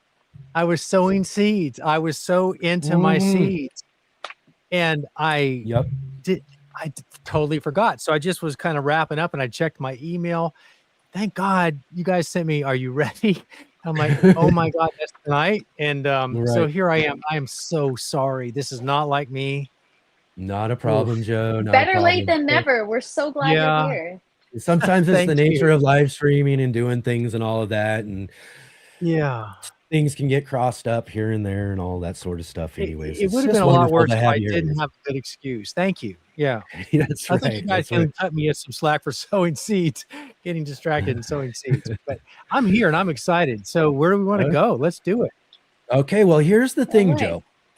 We've been talking about this and we've actually been talking with everybody else, but this on our show, we're going to do something here new. And I hope Natalie is ready for this. I don't know if I am. I'm going to work on this here real quick. So this is new for us. I'll let Natalie explain it real quick as I get everything ready here.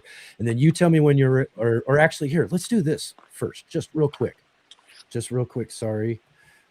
Because again, we're all just kind of catching up here. We got Joe with us now, on the show and everything. So let's get this all set up right. Let's do a lightning round. All right, Joe. This is where we're gonna have fun with our guest here, and all right. So Enoch, seems like you're having the mic issue again, but I'm just going to go ahead and explain the lightning round and hopefully it resolves. But Joe, you are going to be you're the guest of honor, and this is our first time doing this. So you're going to be our beta tester, but we're going to do a lightning round, get you on your toes, just jump right into it.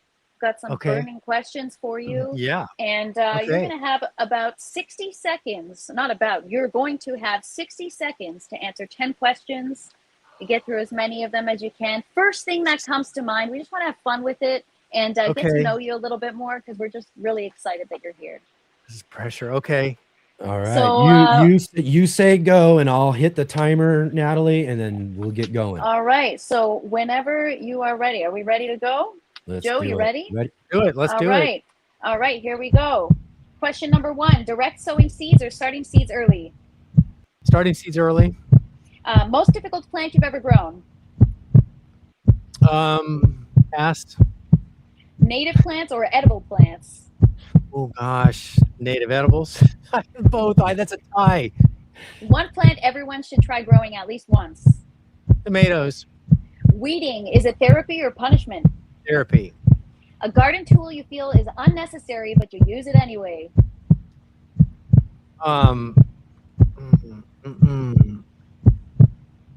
Break. Favorite part about being on TV? Meeting people. Favorite non-gardening book? I don't read non-gardening books. All right. Easiest I do. plant you've ever- I'm into so many gardening books. We'll pass on that one. Hurry. One more. Easiest plant you've ever... I think you're supposed to be able to finish the question. If the question started before the buzzer sounded, I Yes. think That's right. 100%. Yeah. Easiest plant you've ever grown. Basil. So you got 9 out of 10. That's pretty good. That's Really? 2 seconds per question. You did a great job. Well, okay. I thank you for that, but for the record, I did pass on 1 or 2. And yeah, you did a great job. So appreciate Absolutely. you. We totally put you on the spot, but That was fun. That you was did fun. great. Yeah. I knew that was gonna be fun. I got to do told- all the. I got to do all the make sure all that stuff works out and all that sort of stuff. Oh that my was our gosh, first the test work of you that do. segment. I think we'll get it down to even more tighter next time. But we did well. We did well. That was totally amazing. I think my heart rate's up pretty good right now, so that's good. Good. Yes, did you Yeah, like the Nice, heartbeat that'll on help. that too? I was like, that was great. I threw in the heartbeat just to stress you out a little more, just in case No. you weren't stressed enough already. You think it's like, is that my heart or is that sound effects? Yeah. It's okay. Now we can Exactly. slow down and enjoy the show. Exactly. Right on. Again, too. Thanks for jumping right in. What a way to jump right into a show and an interview, Yeah. though, right? I'm Joe- looking So- at the live count up there for 1 hour and 21 minutes. So am I like 1 hour and 20 minutes? I know it would be a little, Yes. yeah, a little late. I'm not That's gonna As be yes. long as Okay. long as you're here, you're right on time. Don't even Oh, worry about And it. if you But- do have a little bit of The- time, I will say that because of this, and and I'm glad you showed up and everything like that. We'll let everybody know too, because people have been waiting in the chat as well too. We will go over a little bit if Joe will let us go just a little Yeah, bit extra here today, Totally. just so that we can The- make sure we get in a good little discussion. we just want to know, what kind of seeds were you sowing? yeah. Okay. So I was just looking at my spreadsheet too while we're geeking out here. So I sowed my first round of hot peppers on December 27th. And I was just looking at the date today. So those have been in the cells for a month inside my indoor growing area. But the hot peppers just take a lot longer to germinate, and then they take much longer to get going. They really like the heat, and that's hard to get in, December, January. So I try to get a head start for a plant sale I do in April. So that's what I was doing then. And tonight I was getting to my herbs, which also, if I don't get those planted soon enough, they just don't look big enough for the sale. So tonight was herb night. So I planted 5 varieties of herbs. And I'll plant more peppers, sweet peppers on Saturday. And then all the tomatoes will start around mid-February. More than you wanted to know. You were just asking me what I was doing tonight. And I was going to say, well, in This that is the case, plan. This is the I was- plan. yeah, in that case, then you're early, because it sounds like you've got your work cut out for you. I am trying, Natalie, to do the best I can to be more organized every year. So, I worked on my spreadsheet in like October, and I was feeling really good about it. I got my signage word. I ordered a seed plant tag label making machine, and I'm like, this is great. No more handwritten tags. Oh, I need to get one of those. My game, but I knew that I needed to do that in the waning months of the year, because January for us is like our busiest month of the year. So Wow. just for the company.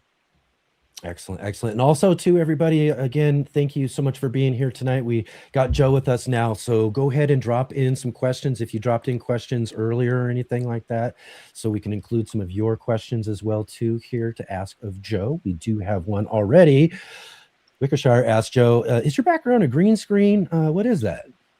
No, that's my office. Those are bookshelves that I had made for my office that, filled some nice space, some empty wall space, and put some LED lights in there. And I got a few plants in there and some books and some other cool things. And so, no, it's not, but I thought I'll take that as a compliment. Yeah, it kind of looks like a little science plant lab or something, right? Yeah, I love it. All my seed packets are over here that I didn't know I was going to be showing off tonight because I didn't know about this. But yeah, I got a lot of seeds over there. Oh yeah, perfect. So you mentioned during the lightning round that you don't necessarily read non-gardening books, and I caught some of the last podcast episode, one of the most recent podcast episodes that you did, and you said you make it a habit every night to try to read a little bit of a gardening book. What's on your nightstand right now? What are you reading? I'm currently reading Animal, Mineral, Plants, Mineral, Animals, which I'm not sure I got the order right, but I'm loving that book and I'm in the middle of it right now. Animal, Plants, Mineral. It's those three nouns and I can't think the order of it. Somebody will tell me. It's a really popular book, but it is gardening related because she and her family took a year to devote to eating off their farm rather than purchasing food, or they would purchase at the farmer's market or locally, but they wanted to stop consuming food from, other parts of the world and really live locally and eat locally and honor their land and their animals. And it's a really good book. And she's a great writer. And I can't think of her name, of course, or I would have mentioned it, which is terrible because she's very good. But anyway. Oh, that's okay. We thought the J-Bot. Someone will figure it out. If not, our J-Bot will be on it here in a minute. Yes. We'll get to know. What were the three words again? You think it is? Animal, mineral, animal. Okay. Oh yeah. I'm sure she. And that might be the order. All right. If not, she'll also put a nice link in there for everybody as well too. So, yeah, that's great though too. Read. I try to do the same thing, Joe. I spend a little time every single night reading, and I got to read a garden book because we got here on our Let's Get Growing show, our monthly gardening book club. Ooh. Where we kind of run a really fun, cool, different type of book club here on our show. Is we review and highlight a different book each month, but we bring the author onto the show to talk with us about the book with them. So this it's a really fun gardening book club. And this month we're reading Willie Galloway's Veggies for Breakfast. So we're doing a little more of kind of a cookbook. There's a little gardening, little bits and stuff like that in there and everything, but it's really one of those books that really can really show you what you can do with the things that you're growing out of your garden and really implement those into the most important meal of the day. That's great, because while I was seeding, I was listening to a BBC podcast, and the guest was saying, her background was public relations, and then she had some mental illness that really took her away from work, but she loved cooking. And then she got into gardening, but I heard her say, I garden because I cook. Yeah. I garden because I cook. And then I started thinking, I listened to that and I said, well, gosh, I cook because I garden, which is, I don't know. Just you're talking about that made me think of the order of which came first and why we do what we do. But either way, both are good, and it's good if you're doing both. Exactly. I find that to be a case too. We get to interview lots of chefs and folks who, again, too, they started cooking, learning about cooking, getting themselves educated and doing that stuff. And the next thing you know, they're outgrowing their own garden because they know they can grow their better, more fresh stuff, for some really great, dishes that they want to do. But I'm the same as you. I was a picky eater growing up. I don't know about you, Natalie, but I was a really, really picky eater growing up. And it wasn't until I started growing and gardening that I learned about and started regaining, a taste for vegetables and things that I really didn't like and wouldn't try when I was a kid. I eat like crazy nowadays and all that sort of stuff because of, just because of getting into gardening. Yeah, see, Good. I'm not okay, the 5 books of that. Oh, never mind. I thought Jay was giving us the name of the book. Yeah, I'm not a picky Oh, eater at all. she's got different authors, I think she's Yeah, looking at that might be of that. I eat everything. I'm not a picky eater. So I try to grow anything that looks appealing and exciting, and I will learn new recipes and kind of just try to broaden that aspect. And then if I like it, I'll grow it again. For example, we were talking about the Chinese 5-color. You know, you can make chili oils, hot sauces. It's something I would definitely grow over and over again. But certain things you try once and it stays that way. You know, depends on what you like. Yes. So both of you would you call yourself cooks before gardeners, time-wise? I mean, I wouldn't call myself a cook. I cook, but I'm not. I don't Okay. experiment in the I'm not a kitchen. cook. I'm not. I'm Okay. not a cook when it comes down to it. That sort of thing. It's one of the things I would love. People ask me all the time, you gotta make some like cooking videos or something like that. My I'm just like, you garden, don't want me to do that. my garden pushes me to cook. It pushes me to Yeah. experiment in the kitchen because it's about showing people how I grow my own food, and then I actually use it. I'm not just growing to grow, right? I actually use the food and I eat it. So Yeah. trying to come up with recipes and creativity is something new for me. Yes, and it's so satisfying to be able to put the food that you grow to use in your kitchen, and it's very disconcerting, or to me, I feel really bad when food goes to waste that I've grown and I can't get to in the kitchen, or we don't know what to do with it, or we've got too much, or the refrigerator can't hold anymore. You know, we give away a lot for sure. We try not to let anything go to waste, but you know, what ultimately doesn't make it to the, you know, because everything's perishable for the most part. Some of it makes it to the compost pile, but at least it's full circle because it's going back into the garden at that point. But Yeah. there's when you sit down to a meal that you've made from the food that you've grown in your garden, every night that you do that to me, that never gets old. I really love that. Mm-hmm. Yeah. It's very exciting, and you appreciate the food to a whole new level. You're eating more consciously. You're taking your time, you know, when you're eating that meal, because you know the work that went into growing it. It's beautiful. I love it. Yeah. Yep. Let's see here. We got a couple of options real quick. Was it Animal Vegetable Miracle, A Year of Food by Barbara Kingsolver? Yes. Is it Miracle? I thought it was Miracle. It's Miracle. See, I didn't There's get one other one too that Shawnee, let me see if I can find that again, was saying. That was Savannah Gibson. Animal Vegetable. See, there it is. Animal Vegetable Mineral by Savannah Gibson. Thank you. Okay, we found it. There you go. Woo. Good. I don't have to look it up now. I was trying to sneak in a quick search, but thank you. Man, can't believe it. So earlier during the lightning round, we asked, what is a plant that everyone should grow at least once? You mentioned tomatoes. Do you have a favorite tomato variety that you've grown? Well, I do, and I grow many, many varieties, but I've settled in on Black Krim, Cherokee Purple, Mr. Stripey. Some dark ones. Yeah, I love the dark. It's like my wine and my coffee. I like full-bodied, complex, really flavorful. Yeah. Fill in the blank, you know. I love that you said that. I'm growing Cherokee Purple for the first time, and I'm excited. I've heard so many wonderful things. There's nothing you won't love about it. It's an incredible, and the best part, besides the fact that it's incredibly delicious, it's one of the first to come on with fruit, and it's a very prolific plant once it starts fruiting. So that's probably the first tomato I'm able to harvest. Everything gets planted around the same time, but that's the first one that really is ready. And they just don't quit once they start going. You're going to love it, Natalie. You're going to very really excited. Hopefully it does well. And then save the seed. They're open pollinated, so you can just continue to grow it. Yeah, I always save my seeds and try to make it a habit. All right, let's see here. I think we've got some questions in the chat here. I'm gonna get to here real quick. People are very excited you're here, Joe. We're all very excited. I'm sorry, everybody. It took me long. There's nothing to be sorry for. You're here. Okay. We're just glad you're here. Yes, indeed. That's right. Thank you, Natalie. Yes.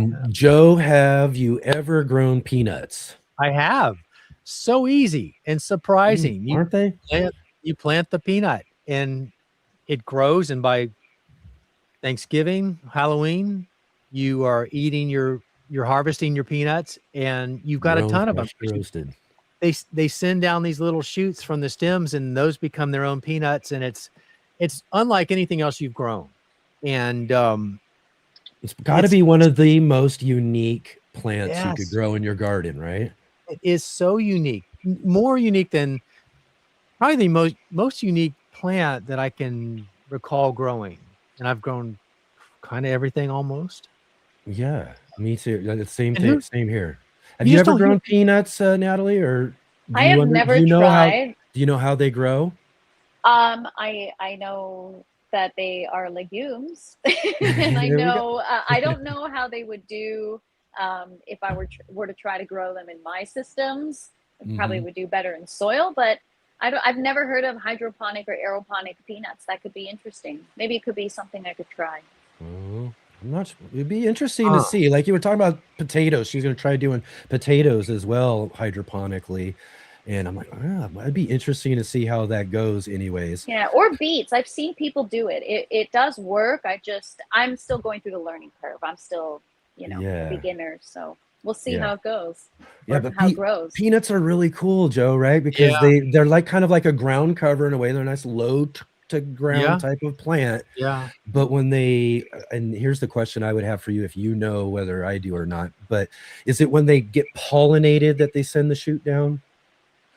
Because they send their stems out long ways, and then they'll send their little stems that'll go down and just like poke right into the ground, and it'll whirl its way down into the ground and then form the peanut, and that's where the peanut will form inside. That makes the ground sense. like that. It would happen after the pollination, because that's the new seed, which would be from pollination.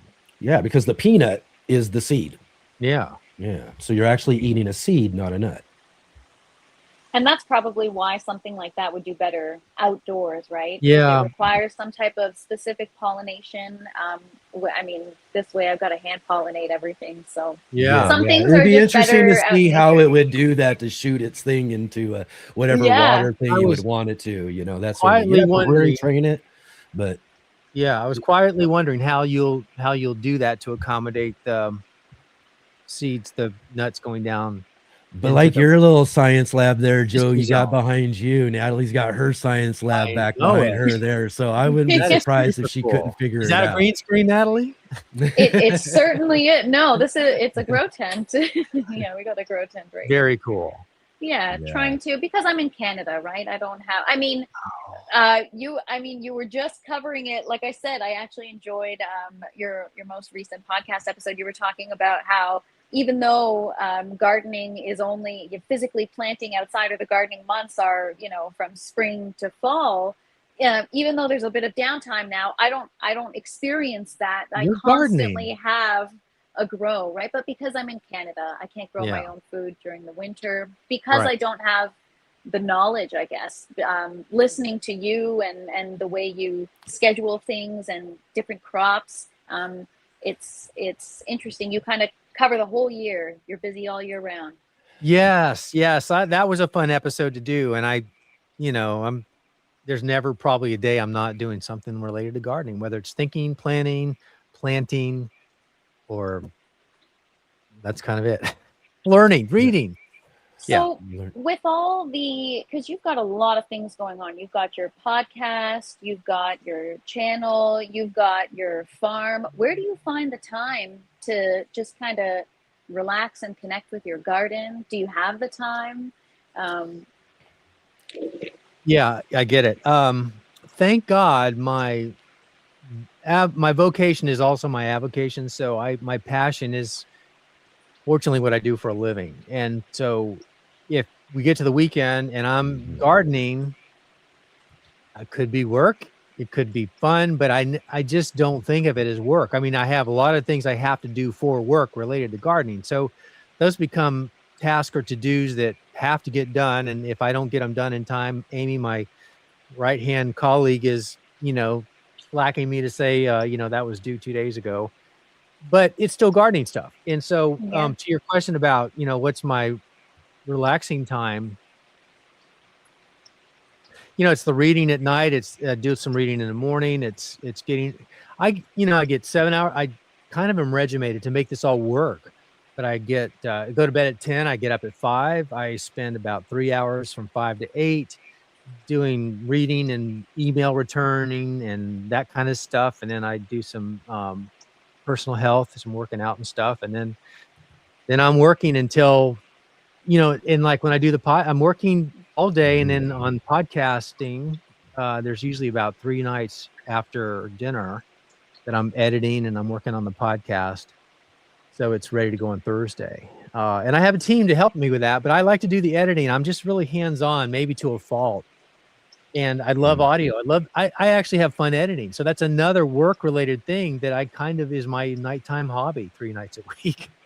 Yeah, at least it's become a passion for you, I mean, I know gardening has been a passion for you your whole life since you were young, but the editing aspect and the other components that go into, everything that goes into your business and your brand, and that's a lot of work, and it's very admirable. Thank you. Living the dream, Joe. Living the dream, man. I'm telling you. I'm thankful that I know what my passion is, and I'm super thankful that I've somehow stumbled into figuring out how to make a living at it. And I don't take that for granted. And I just feel very fortunate that it's worked out. Yeah.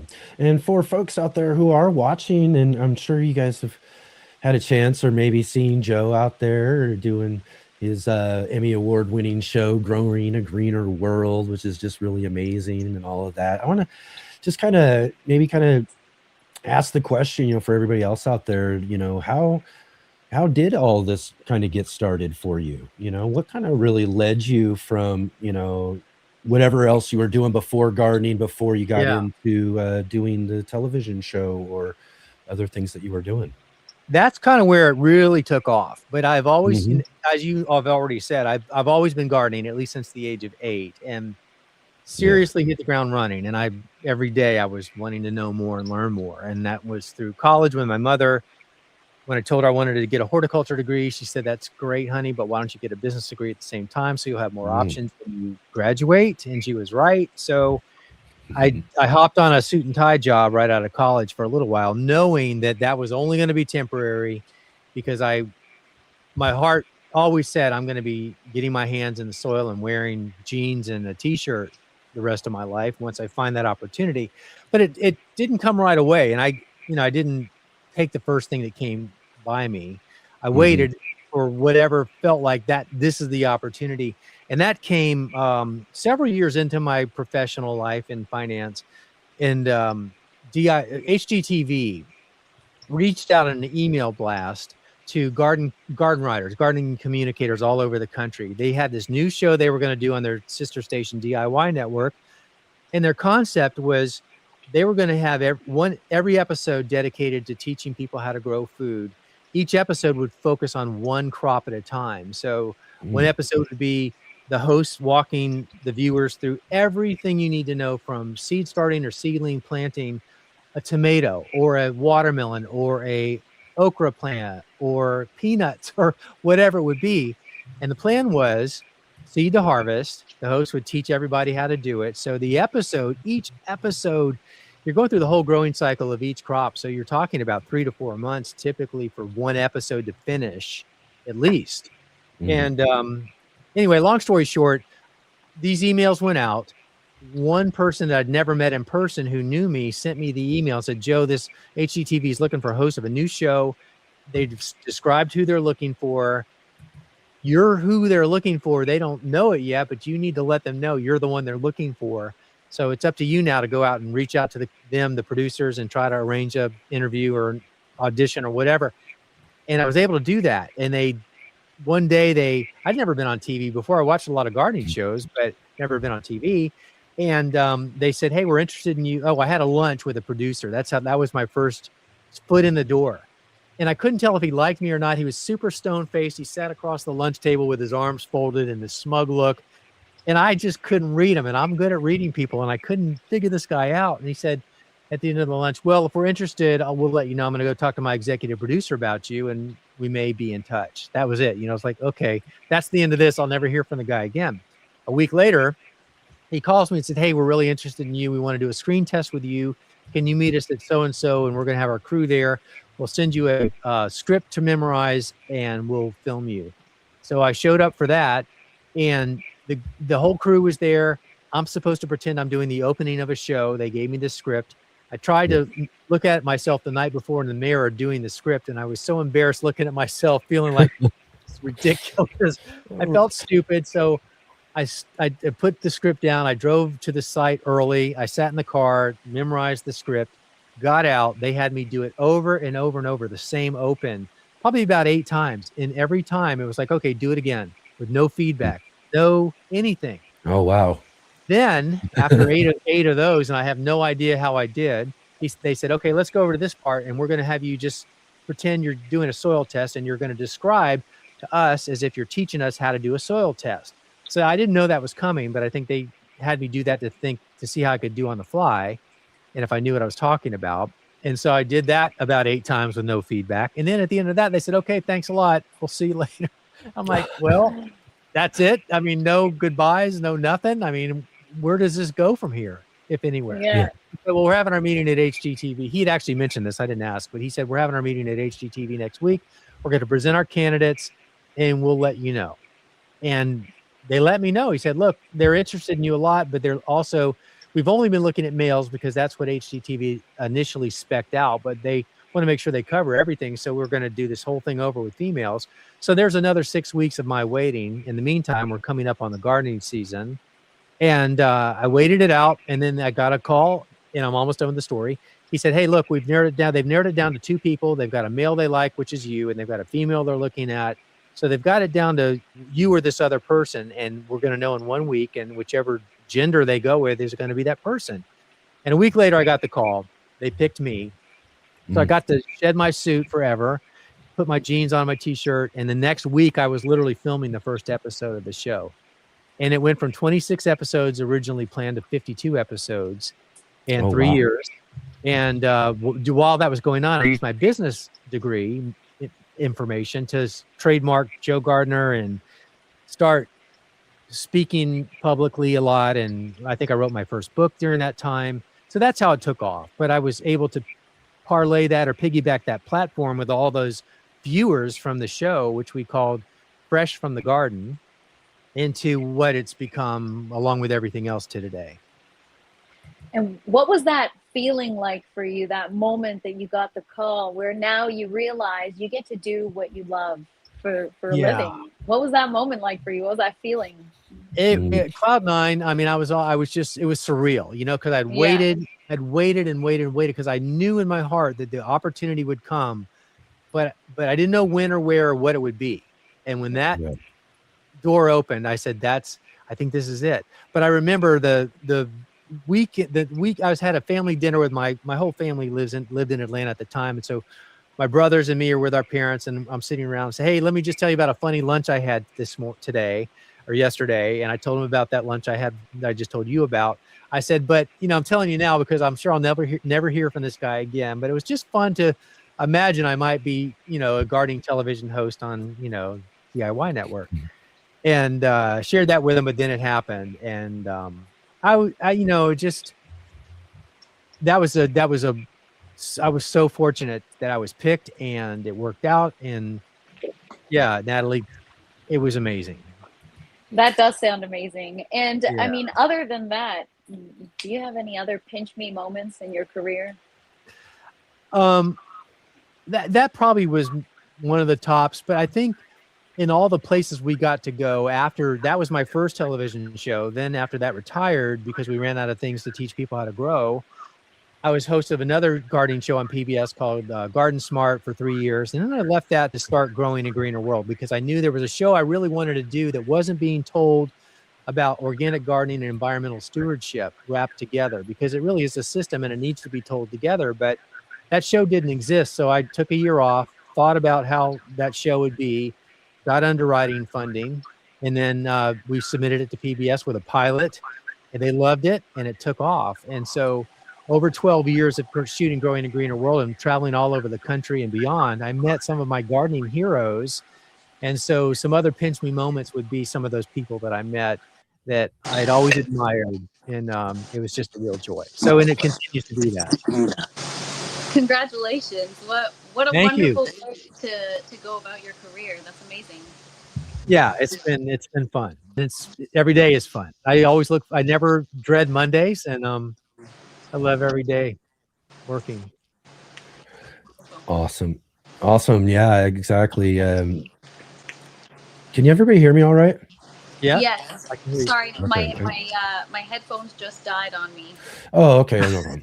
All right. Well, anyways, Joe, I just want to say though, too. 5 minutes. No problem. I'll just say though, Joe, is that really, again, and I know I mentioned this to you last time when we did our interview a couple years back, but I watched your show for years. I got to know him. When I got to, for one, really, it was really awesome when you accepted to do the interview and have you there, because for me, it was just such a massive inspiration to have you, come and be a part of doing what I was doing and collaborate with me and do that interview and everything. And you always have been, because I myself, I'm one of those same folks, man, who look at it and go, hey, wouldn't it be amazing to be able to do those sort of things? And I've done my try. You can go check out my channel, and I've gone and done visits and interviews and doing all that sort of stuff and everything. But really, you've been such a big inspiration to me and everything I've been doing as well. Thank you. I don't think that's a question. I'm sorry, but I just had to say that when it comes down to it. I love hearing that story, because it's just really, it is inspirational. Thank you. And anytime I have a chance to help somebody out and I don't even know it, and then they tell me, I don't take those for granted. I love hearing those when they randomly show up in my inbox or a direct message or however it happens. Yeah. And that never gets old, and you could never have enough of those. And it's a nice counter to the the people out there that for whatever reason feel the need to comment on your YouTube channel and say something nasty, and it's like, where did that come from? But you don't give energy to that. You don't address it. You don't acknowledge it. You delete it, and you just move on. Oh yeah, and I've had my bits of it, believe me, that come in and happen and stuff. Luckily, in the gardening world, it isn't as common as you would see, in other places and stuff on the internet. So we are kind of fortunate for the most part that we aren't really inundated by that stuff. True. But yeah, so glad that it is that way. But really though, too, like I said, is just that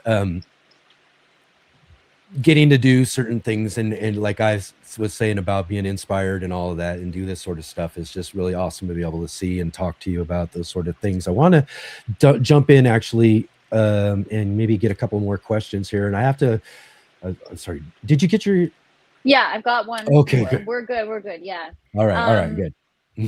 Yeah. So while you comb through the chat for some questions, I've got a quick question for you, Joe.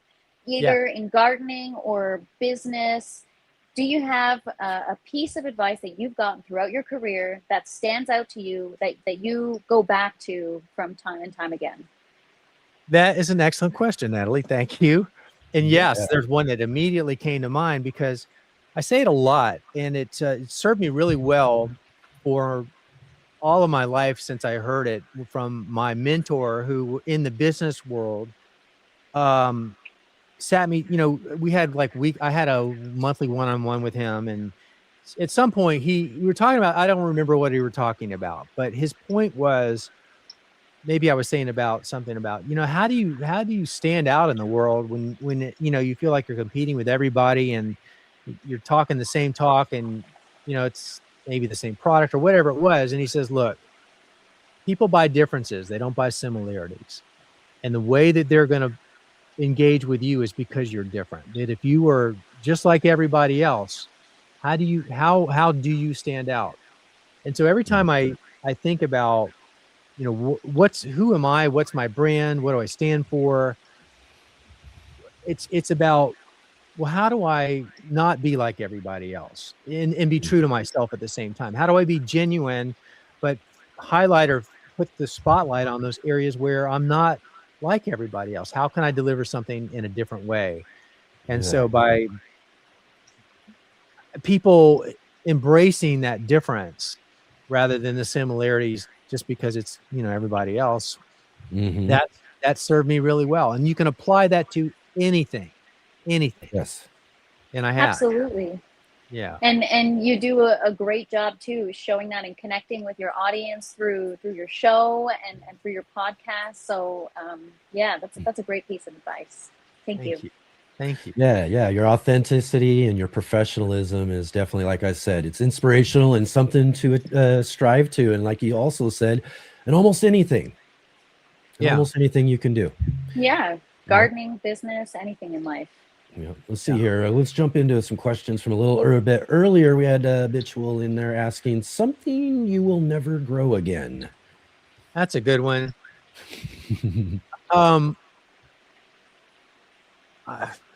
Okay, I'm gonna surprise a lot of people with this one. But okay, here we go. Cucurbits, squash and melons, mainly squash. And first, and I'll tell you why. It's here I am in Atlanta, Georgia. It's hot and humid, but we all know there's a lot of pests that are attracted to squash and melons. And it's probably one of the things I hear about the most. and listen,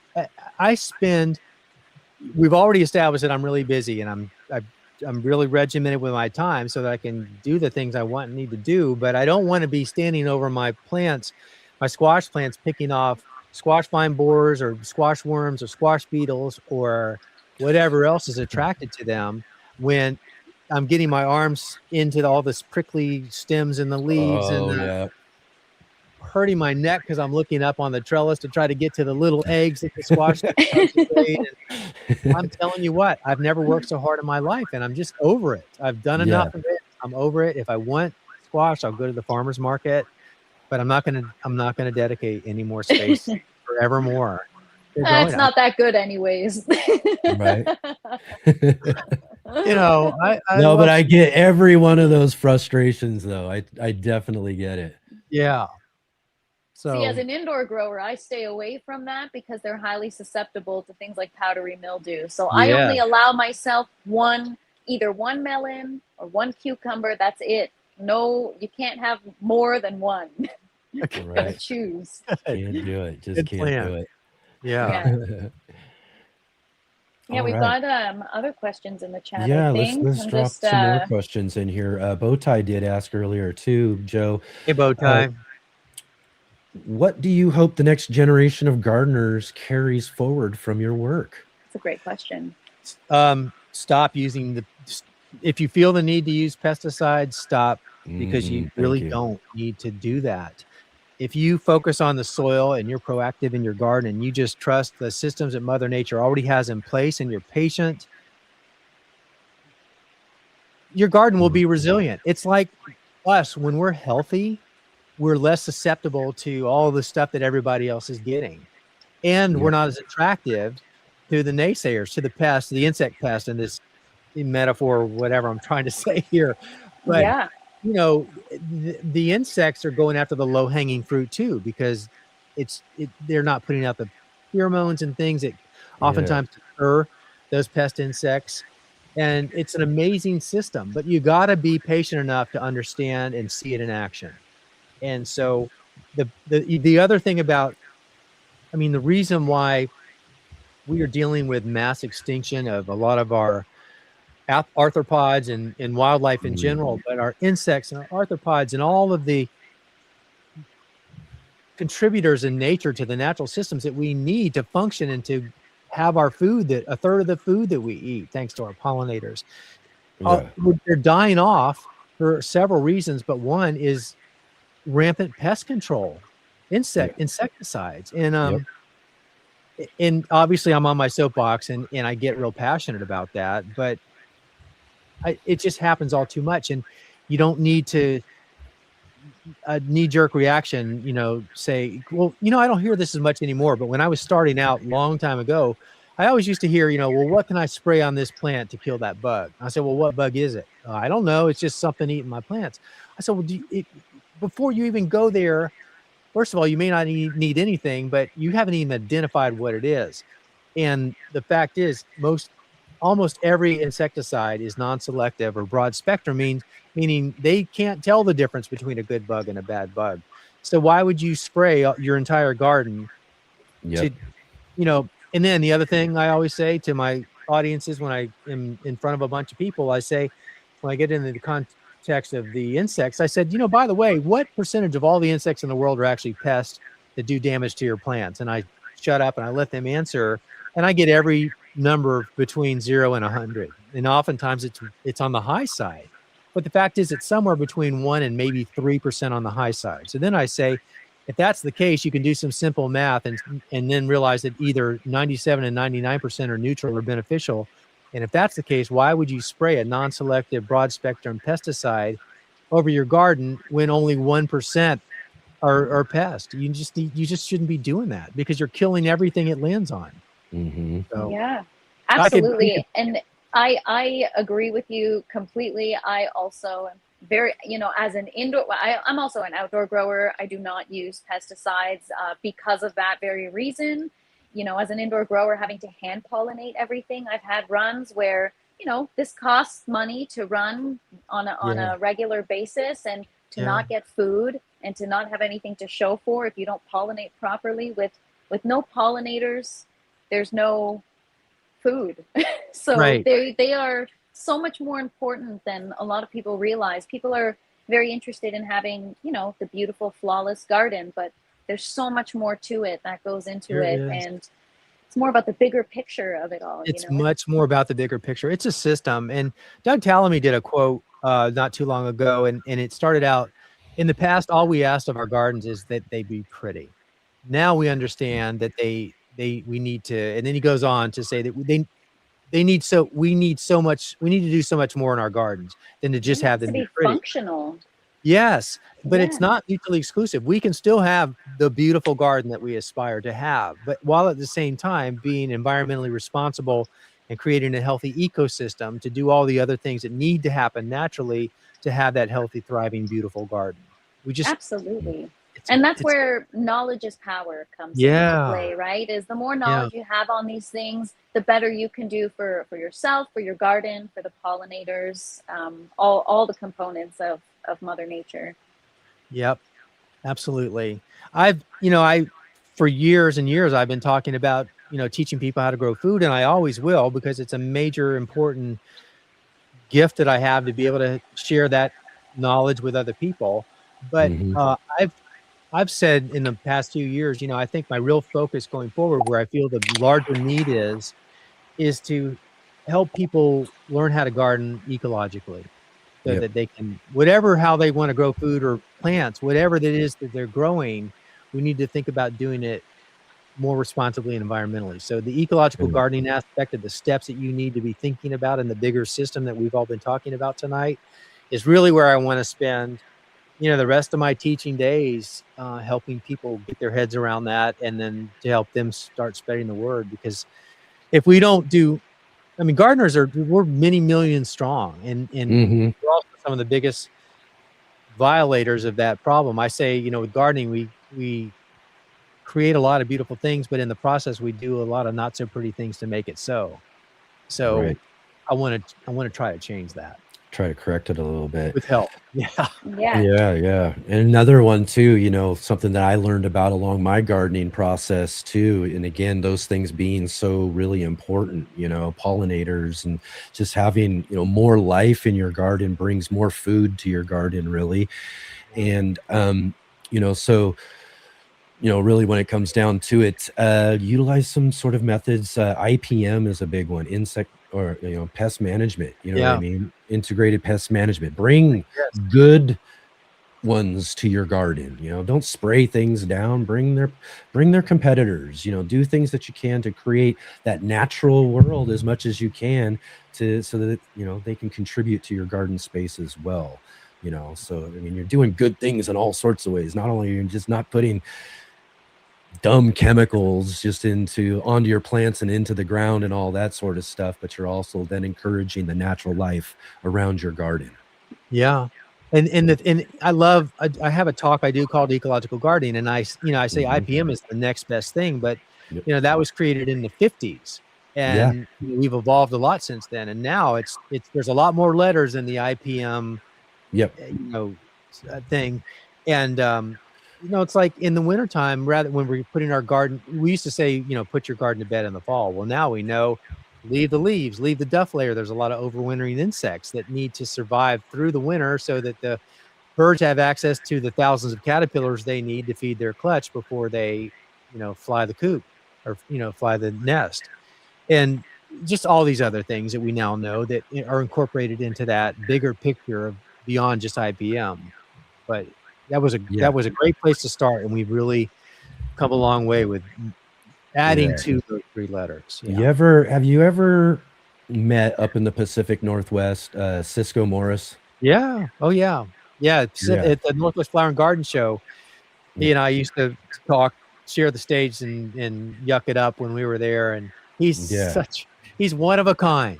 He is definitely, he's one of my favorites. I grew up, loved watching, listening to him through his radio and television appearances and stuff like that. He's been on our show a few times. He'll be on later in the year as well too, but he's the one who really, I learned a lot about this stuff. Even before I actually started gardening, I remember him talking on the radio show and all that sort of stuff. And he really led the way, like you said, IPM's been around for a while, and he was back in the 70s when people were really hot on spraying everything with anything and everything they could find, back in those days. And he was one of those leading voices saying, stop it. You don't have to do that, and with Seattle University, he showed people this, you can grow all of this without doing any of that. Yep. And it's really important to know. So yeah. All right, let's get another. Go ahead, Natalie. I'm going to look for another question though. Yeah. Speaking of leading voices, who is your biggest inspiration in the gardening world? Who do you look to for ideas, inspiration, motivation, whatever? Great question. I think this guy's name gets mentioned 1,000 times or more a day with gardeners around the country and beyond. But Doug Tallamy has really surfaced he's been around a long time and he's been doing great things for years, but he has led the charge over the past maybe 15 years, I'm just guessing, in this movement towards ecological gardening, homegrown national park, stop using the insecticides and helping people understand the value of an oak tree to so much wildlife and so many things we hadn't thought about prior to his starting to raise awareness and get the momentum building with the books that he's written, his willingness to speak anywhere, anytime, if he's available. And he's very generous with his time, and he's had such an influence, and he's impacted me. He's very gracious with me. I get to interview him with every book he's written. I've spent time at his house, and he's the real deal. What I love about Doug, and one of the reasons why he's such a mentor to me, is that I really respect people that are down to earth and just genuine. And people that are the opposite of that are really off-putting to me. And so I just can't relate to that. But Doug is one that I think we all can relate to, because he's one of us, and yet he has so much more to offer, and he's impacting. I think he's single-handedly doing more to impact environmental stewardship as it relates to gardening than any other person that I can think of currently. And I admire everything he does, and I'm so thankful that he's willing to do what he does so freely with his time and his generosity. That is a wonderful thing for the community. Absolutely. Yeah. All right, let's see here. Let me jump in. Yes, actually, he is awesome. I gotta. Oh yeah. Okay. I'd love to talk to that guy. Yeah, Joe, have you ever grown any? I'm sorry, Natalie. No, go ahead. I cut you off. Sorry. Joe, have you ever grown any tropical or citrus fruits? Yeah, we're still getting the hang of this, Joe. This is our new show here, and we're new to co-hosting with each other here, so we're also getting the hang of it here. So, well, you're doing a great job, and yes, I have to all of the above. Currently, fruits would be the only thing that I have growing.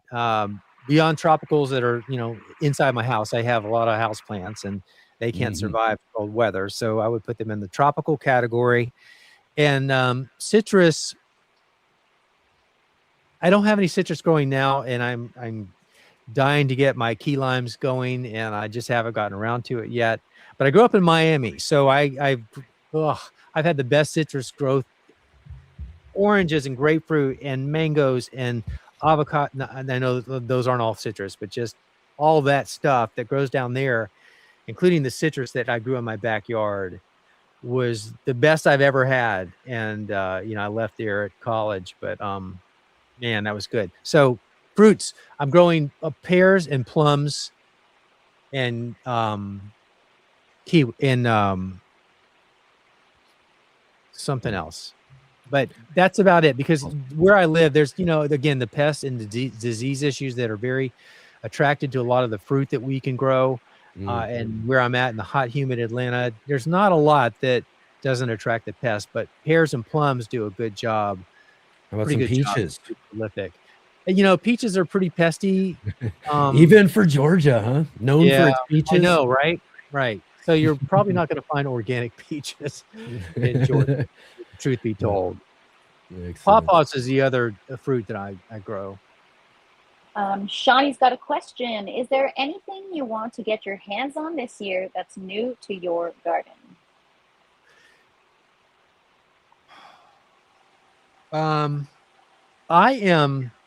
This is kind of related, Sean. I'm doing a lot of new things with my garden. I changed out all my raised beds in November. That was a massive project. So I have new design to my raised beds. I'm using metal and some treated wood, which sounds weird as an organic gardener, but if you do the research, and it's okay these days if you use the right stuff. So I've changed it up because my other 13-year-old cedar timbers rotted and I had to replace them. So I'm really excited about getting my hands on my new raised beds and seeing how they do with new soil in it, because the soil that I'd been using was so exhausted with pathogens that had survived many years of my overplanting the same beds with tomatoes, and the pathogens built up, and so I could never have a year where they weren't disease infected.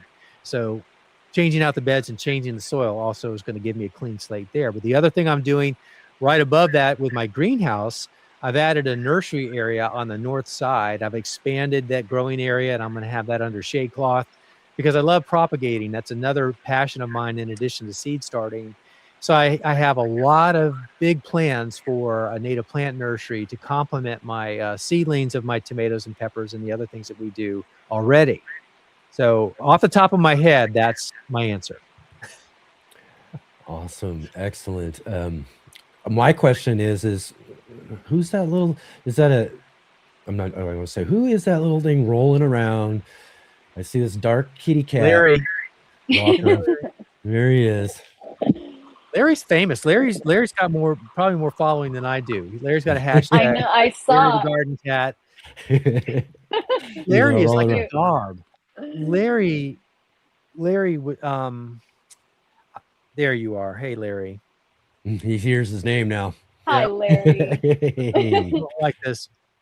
There you are. Everybody in the chat, give an old hello to Larry's a girl, by the way.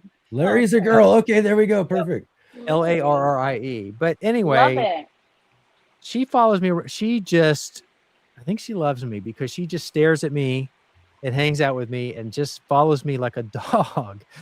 And so that's why when I'm in the garden and we're filming, everybody always sees Larry making cameos because Larry's just hanging out with me. And it's amazing how she always cuts into the scene at the right time. I don't know where she learned that, but that's Larry. Long answer there. But yeah, Larry the Garden Cat. Pleasure to meet her. Yeah. So those raised beds that you were talking about, are those the ones you just posted recently on Instagram, these raised beds, a series of raised beds on your property? Are those the new ones that you just put Those in? are the new ones. And they look great. Thank you. We did a big YouTube video on that right after we sort of finished the first phase when they were all built and they were in my garden. I did a whole behind the scenes all the way through the building of it and teaching people how to do it. And what was really cool about that, when in a podcast earlier last year actually, I was mentioning that I was going to be I had to do it because my beds were rotting. I was going to be building new raised beds, but I wasn't sure what beds I was going to build yet. And if anybody wanted, this is on the podcast, and I kind of said it tongue in cheek, but I said, hey, if anybody wants to come down and help me, let me know. And I had two people. One was both were friends, but they heard me and they took me up on it. One drove from Michigan and gave me 5 days of his time, Pete, and he brought his tools and all of that. And then David Park was my other friend who drove down from Tennessee, and he designed the beds. he sent me an email out of the blue one day and say, "Hey, Joe, I heard you kind of mention what beds you wanted. I've kind of played around with a plan." He's really good with CAD design drawing on the computer.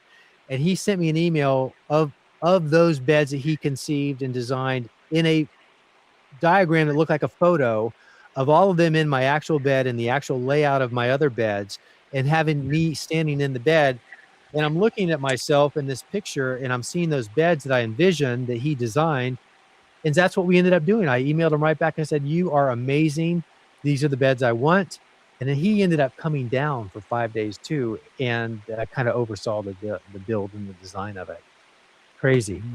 That's So that was in the awesome. video. I did a whole story on it. Yeah. And sometimes with those things, it takes a little bit of a village, right? So it's nice to have your community, the support, people coming out. I mean, you're a busy guy, so that's really, really nice. Yeah, thank you, Natalie. I'm going to call on that village in the near future, because all of those 16 raised beds are still empty and they need to have soil in them. You got to get just dreading. That's going to be a big job, but big jobs are made smaller with the help of more people. So, and you've got Larry. That's right. That's right. All right, here I'm gonna combine a couple of questions into one here. Okay. We're gonna be winding down here in a minute. We are a little bit late on our show today, but great to have you here with us, Joe. Thank you for even jumping in here and getting this interview in with us anyways. But on the topic of those raised beds, though, real quick here, I'm gonna combine these together. Bernie's asking, what are your thoughts on hugelkultur for raised beds? And then David was also asking, what's the hardest part of that rebuild? Demolitions, leveling, or redesign? Oh my gosh, is all of the above an option? Because exactly. When I was filming the video and thinking, not even filming, but at the time I'm thinking, when I was just demolishing, doing the demolition part of it, I'm like, this is the hardest thing ever. And then I got to the rebar, which we pounded into the first course of the raised bed. So I'd ripped out all the beds and all the soil. And I was just down to the rebar. Well, in Georgia red clay, those 24-inch rebar stakes, trying to pull each of those out. And there were 118. I ended up counting them all when it was all said and done. That was like the hardest part of the job, is just getting those out. It would take those are they go get suction, right? It's like suction, and those little standout pieces on the rebar designed to really bite into the soil or the cement or the concrete. Anyway, that was the hardest thing. And then moving all the soil out was the hardest thing.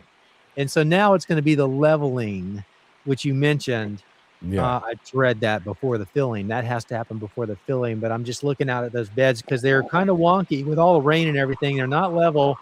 And that's going to be the beds are heavy, and there's 16 of them, and they're large, and it's just me. So that's where I'll be.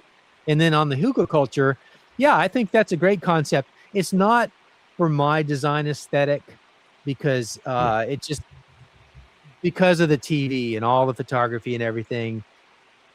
And who I am, I kind of like order, and I like everything a little more neat and tidy. But the hugelkultur is a great concept, and I am going to be incorporating that into these new raised beds by reusing and repurposing some of the wood that I tore out that was rotted. Well, it's untreated cedar that still has a function, and I can honor that wood by bringing it back and repurposing it in to the bottom of the beds to fill up some of that space, so I won't need as much soil to purchase as I backfill. And then as that wood degrades even further, it just becomes soil itself, and it's deep enough down into the bed so that even if it's pulling some nitrogen to break down some more, I don't think it's going to impact the roots very much. So I love the concept, and I'm trying to incorporate it as I can, even without technically it being hugelkultur. It's taking those principles.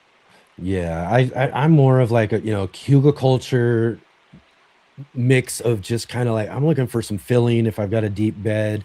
I'm just throwing some sticks and branches and leaves and all sorts of stuff down there, just kind of fill out the bottom. So I don't know if it's necessarily hugelkultur or just throwing a bunch of junk in there to fill it all out. But in the long run, we're accomplishing the same thing. It's building microbiology, it's building that life, the fungi, all those sort of things that we need to start getting active inside there, and work its way in and work its way down, Well, it's organic material. It's adding porosity and airspace, and roots need that. And eventually it becomes soil anyway, and the microbes need to eat. And it's a great input.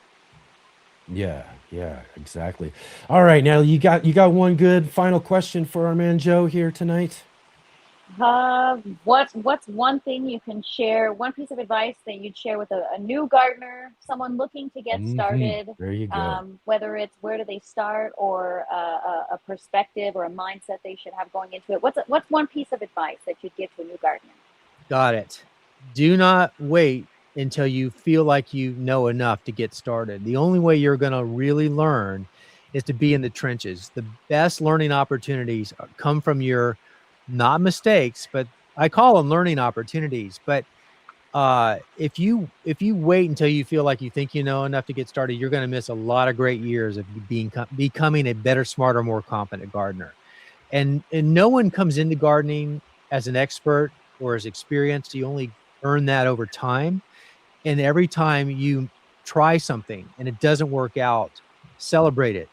The thing that you need to do, though, from that is to ask yourself, put your detective hat on and ask yourself, what is it about that process that didn't allow that to work out? And then start thinking through that through process of elimination and rule out the variables until you try to narrow it down to that one thing that probably was most likely, and then do some research and then apply that information going forward. Because once you're able to do that and you develop that mindset, it's power, and you Absolutely can't help but become more confident. And the learning never stops. It never stops. The other thing I say is no matter how much you know, there's always more to learn, especially with gardening. That's the best part. You got something to look forward to for the rest of your life. Every day. It's every the day best feeling. I know. I love it. Can't get enough. That's the thing. And even all the wisest, gardeners I've ever talked to have done it for many years, 50 years and stuff, like our friend Gardener Scott, who comes on with us once a month. He's always telling people, I'm still learning things today. That's the best part of gardening, is that it just keeps that learning spirit alive in us throughout our lives, and year after year, season after season.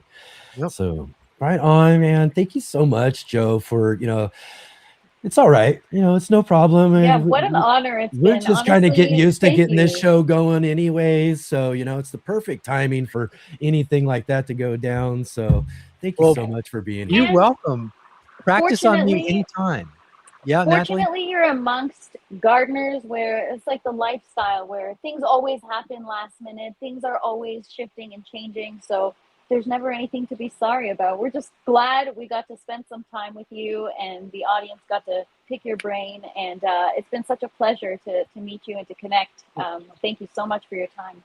You're welcome. Likewise, gardeners are good people. They're my people.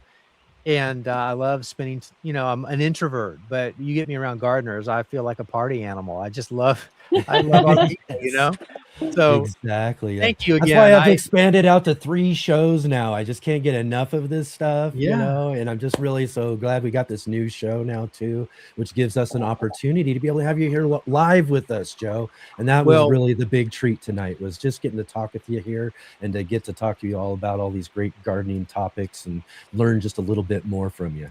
Well, there's a lot more to talk about. So if you'll have me back, please invite me. And I would love to spend more time with you guys. And I promise next time I will have 8 calendar reminders and alarms ready to go. I will not be late. No problem. For sure. And this is a moment I am going to remember in my gardening journey, getting to chat with you. Because thank you. Well, there'll be more conversations with all of us. Absolutely, Joe. We'll work on another date down the line in the calendar and catch up with how your growing season's going this year, as we're just getting started. But thanks for helping us get started here on the Green Room with us tonight.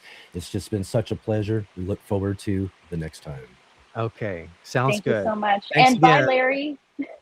Bye, Larry. Bye. We'll catch you later. All right, we'll see you later. Thank you so much. Ivory Organic was founded on the gardening concept of whitewashing, simply lightening your plants to better tolerate weather extremes, transplant shock, and so much more. Such a valuable gardening practice that farmers have been doing it since BC times. However, in recent years, most research has been caring for plants and trees using latex and tar-based products which are designed to last 100 years, but fall off your plants within 1 to 2 years as your plants grow, contaminating your garden soil indefinitely. Available in colors white or more natural looking colors such as brown, green, gray, and grayish. Ivy Organic has 2 general categories of whitewash products. The 3-in-1 Plant Guard, which includes 7 natural oils, including castor, cinnamon, clove, garlic, peppermint, rosemary, and spearmint, which offer insect and rodent repellent protection, and the Whitewash Oil-Free formula. Both products also have diatomaceous earth in the base ingredients, which naturally offer some insect repellent protection too. As always, keep growing with Ivy Organics, and wishing you all happy gardening.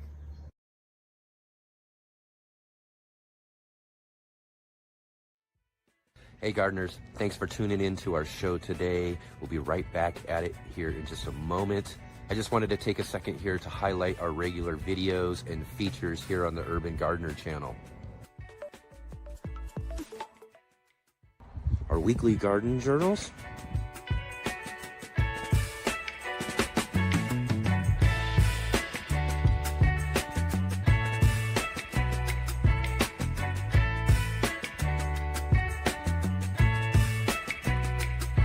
and our incredible featured visits.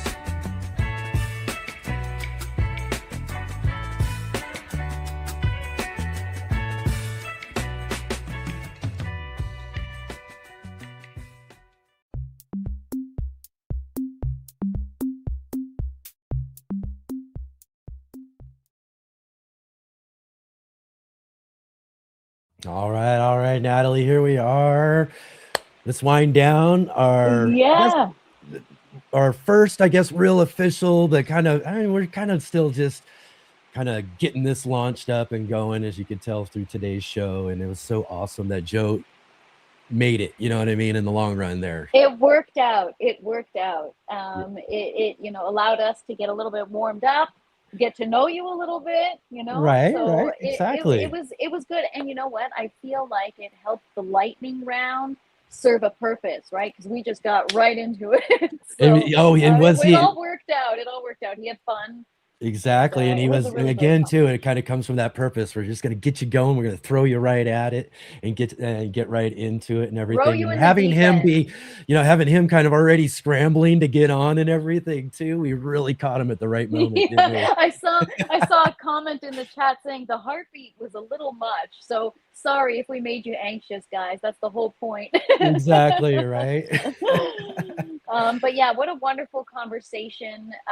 A really, really meaningful conversation. Learned so much, and I can't wait to chat with him again, and also just chat with other fellow gardeners on next week's show.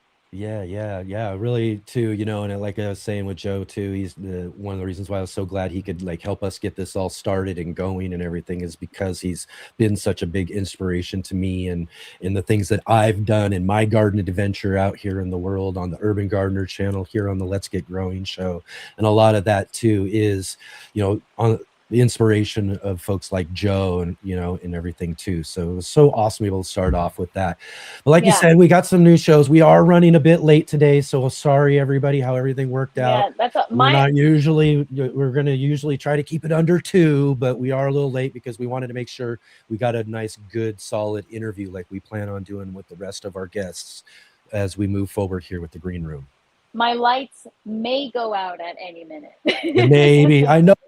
Someone left a comment. I don't know where it was. Let me see. Yeah, my light is starting. My lights are slowly. It's the sunset right now. That's right. Natalie's going to be going out on. I might be in the dark in just a couple minutes. So. All right. Well, let's run through this real quick here and talk real quick about what we got coming up, and then we'll let everybody go for the evening. And we've got more fantastic shows for you coming up here on the Green Room, especially. We'll start with that, and then I'll work back to what we're going to be doing on the weekend, though, as well, too. But because we are here on the Green Room, we'll talk about what we're doing next week. And I just thought about this, too, as we're getting ready to talk about all this stuff, is that I forgot to tell you who we got on next week. That's okay. I like surprises. Here you I fly are. by the seat of my pants. That's how I roll. So let's hear it. Who's the guest? Who Drum we roll, got please. coming up next week? Well, next week, what we're going to do again, we also have a bunch of contributors here who contribute, like we saw last week with Shawnee and Robin and Katrina joining with us to talk about Grow What You Eat and all of that. But we're also going to try to bring other contributors here too, who also contribute to other segments like In the Garden. And we also have a new person contributing for our trivia that we do on our Saturday show. So this next Monday, we're going to be joined by Brandy from the Suburban Gardenista, and then we're going to see Michael from the Garden Nerd. He's going to join with us as well too. So we're going to get to our more, and again, this is roundtable. There's 3 people, but we're going to get to this kind of roundtable format that we're doing here on the Green Room, and have some great discussions with them. Michael's really awesome. You're going to enjoy talking with him. Brandy, again, she's been doing an awesome job with the trivia so far over the first couple of weeks. So I'm excited to be out bringing her on for a nice, fun conversation with us as well. There they go. Yeah, that's okay. Last ones are coming up, so what do you got coming up? What do you got coming up on the Fresh Princess real quick before I say anything about Saturday and Sunday? Green Tower is going to start filling up. Going to get I got all my seedlings ready to go. Kale, lettuce, bunch of herbs. I got my new flower starts, snapdragons, zinnias, cosmos, poppies. We're going to try all kinds of new stuff this week in the bucket. So it's going to be an exciting week. Come find me on my live streams. Yes, indeed. Go check out Natalie's. Just like I said, one of the things that's so fun about having you here is just now I can really follow along with everything you got going on. That's now you have no excuse for not knowing what's going on in my garden. But right on. And also everybody to come and join with us this next weekend. Again, we're a 3-day weekend, gardening weekend here on the Urban Gardener channel, the Let's Get Growing show next weekend. This is a big one, new thing we started doing last year. And this has been so fun, Natalie. We are doing these things we call a community show. And this is where you, the audience, are the guest. Yes, that's right. All of you out there are the guests, sort of like one of those radio call-in shows where you can call in and be on the radio and talk to the host and do all that sort of stuff. This is the same thing, except for it's video. We're going to hook up here. So next Saturday, if you want to, come on and say hi, talk about what you've got growing on in your garden, or maybe you have a small channel and you want to get a little shout out. You want to talk about what you got growing on in your channel and all that sort of stuff. That's what exactly these community shows are for. Maybe you know a small channel who might like the opportunity to come onto the show and get a shout out and all that sort of stuff. So definitely let them know about our community show next Saturday, again, where you all are the guest. And then next Sunday, on the Sunday edition of Let's Get Growing, we're going to have another appointment with our in-house doctor. Dr. Jeff is going to be joining with us. Dr. Jeffrey Pierce, medical MD. This is a real doctor, Natalie, and he's here to talk with us. He loves gardening, and he loves talking about how our gardens can help improve our health. And we talk about gardening as medicine, and we'll be doing that next Sunday with Dr. Jeff. Beautiful. All good things up ahead. Can't wait. So many awesome things, so many great things. And everybody, thank you so much for being here. Natalie, thank you for hanging out with us a little bit later into the evening than what we really wanted to do. But we did get that's that. Show awesome business. That's the way it goes. And live streaming when it comes down to it, again, it's just, we're just getting started with this. We're just having fun. We're just fine tuning things and putting things together. And we really appreciate all of you coming along with us to do that. For sure. And thanks to everybody in the chat for spending a couple hours with us, hanging out and being a part of the meaningful conversation. So thank you guys so much. Shout out to everybody in the chat. Hope everyone has a great start to their week.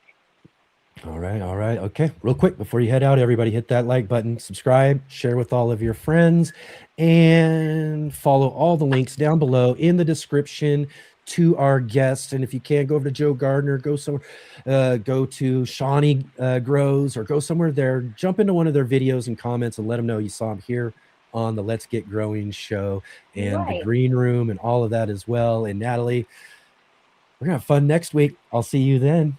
We'll see you then. We're not just growing plants, we're growing the community. So let's grow. Yeah, that's right. Continue to grow community with us here on the Green Room. We look forward to seeing all of you next week. And I guess we'll see all of you then. Bye, everybody. Have a good week.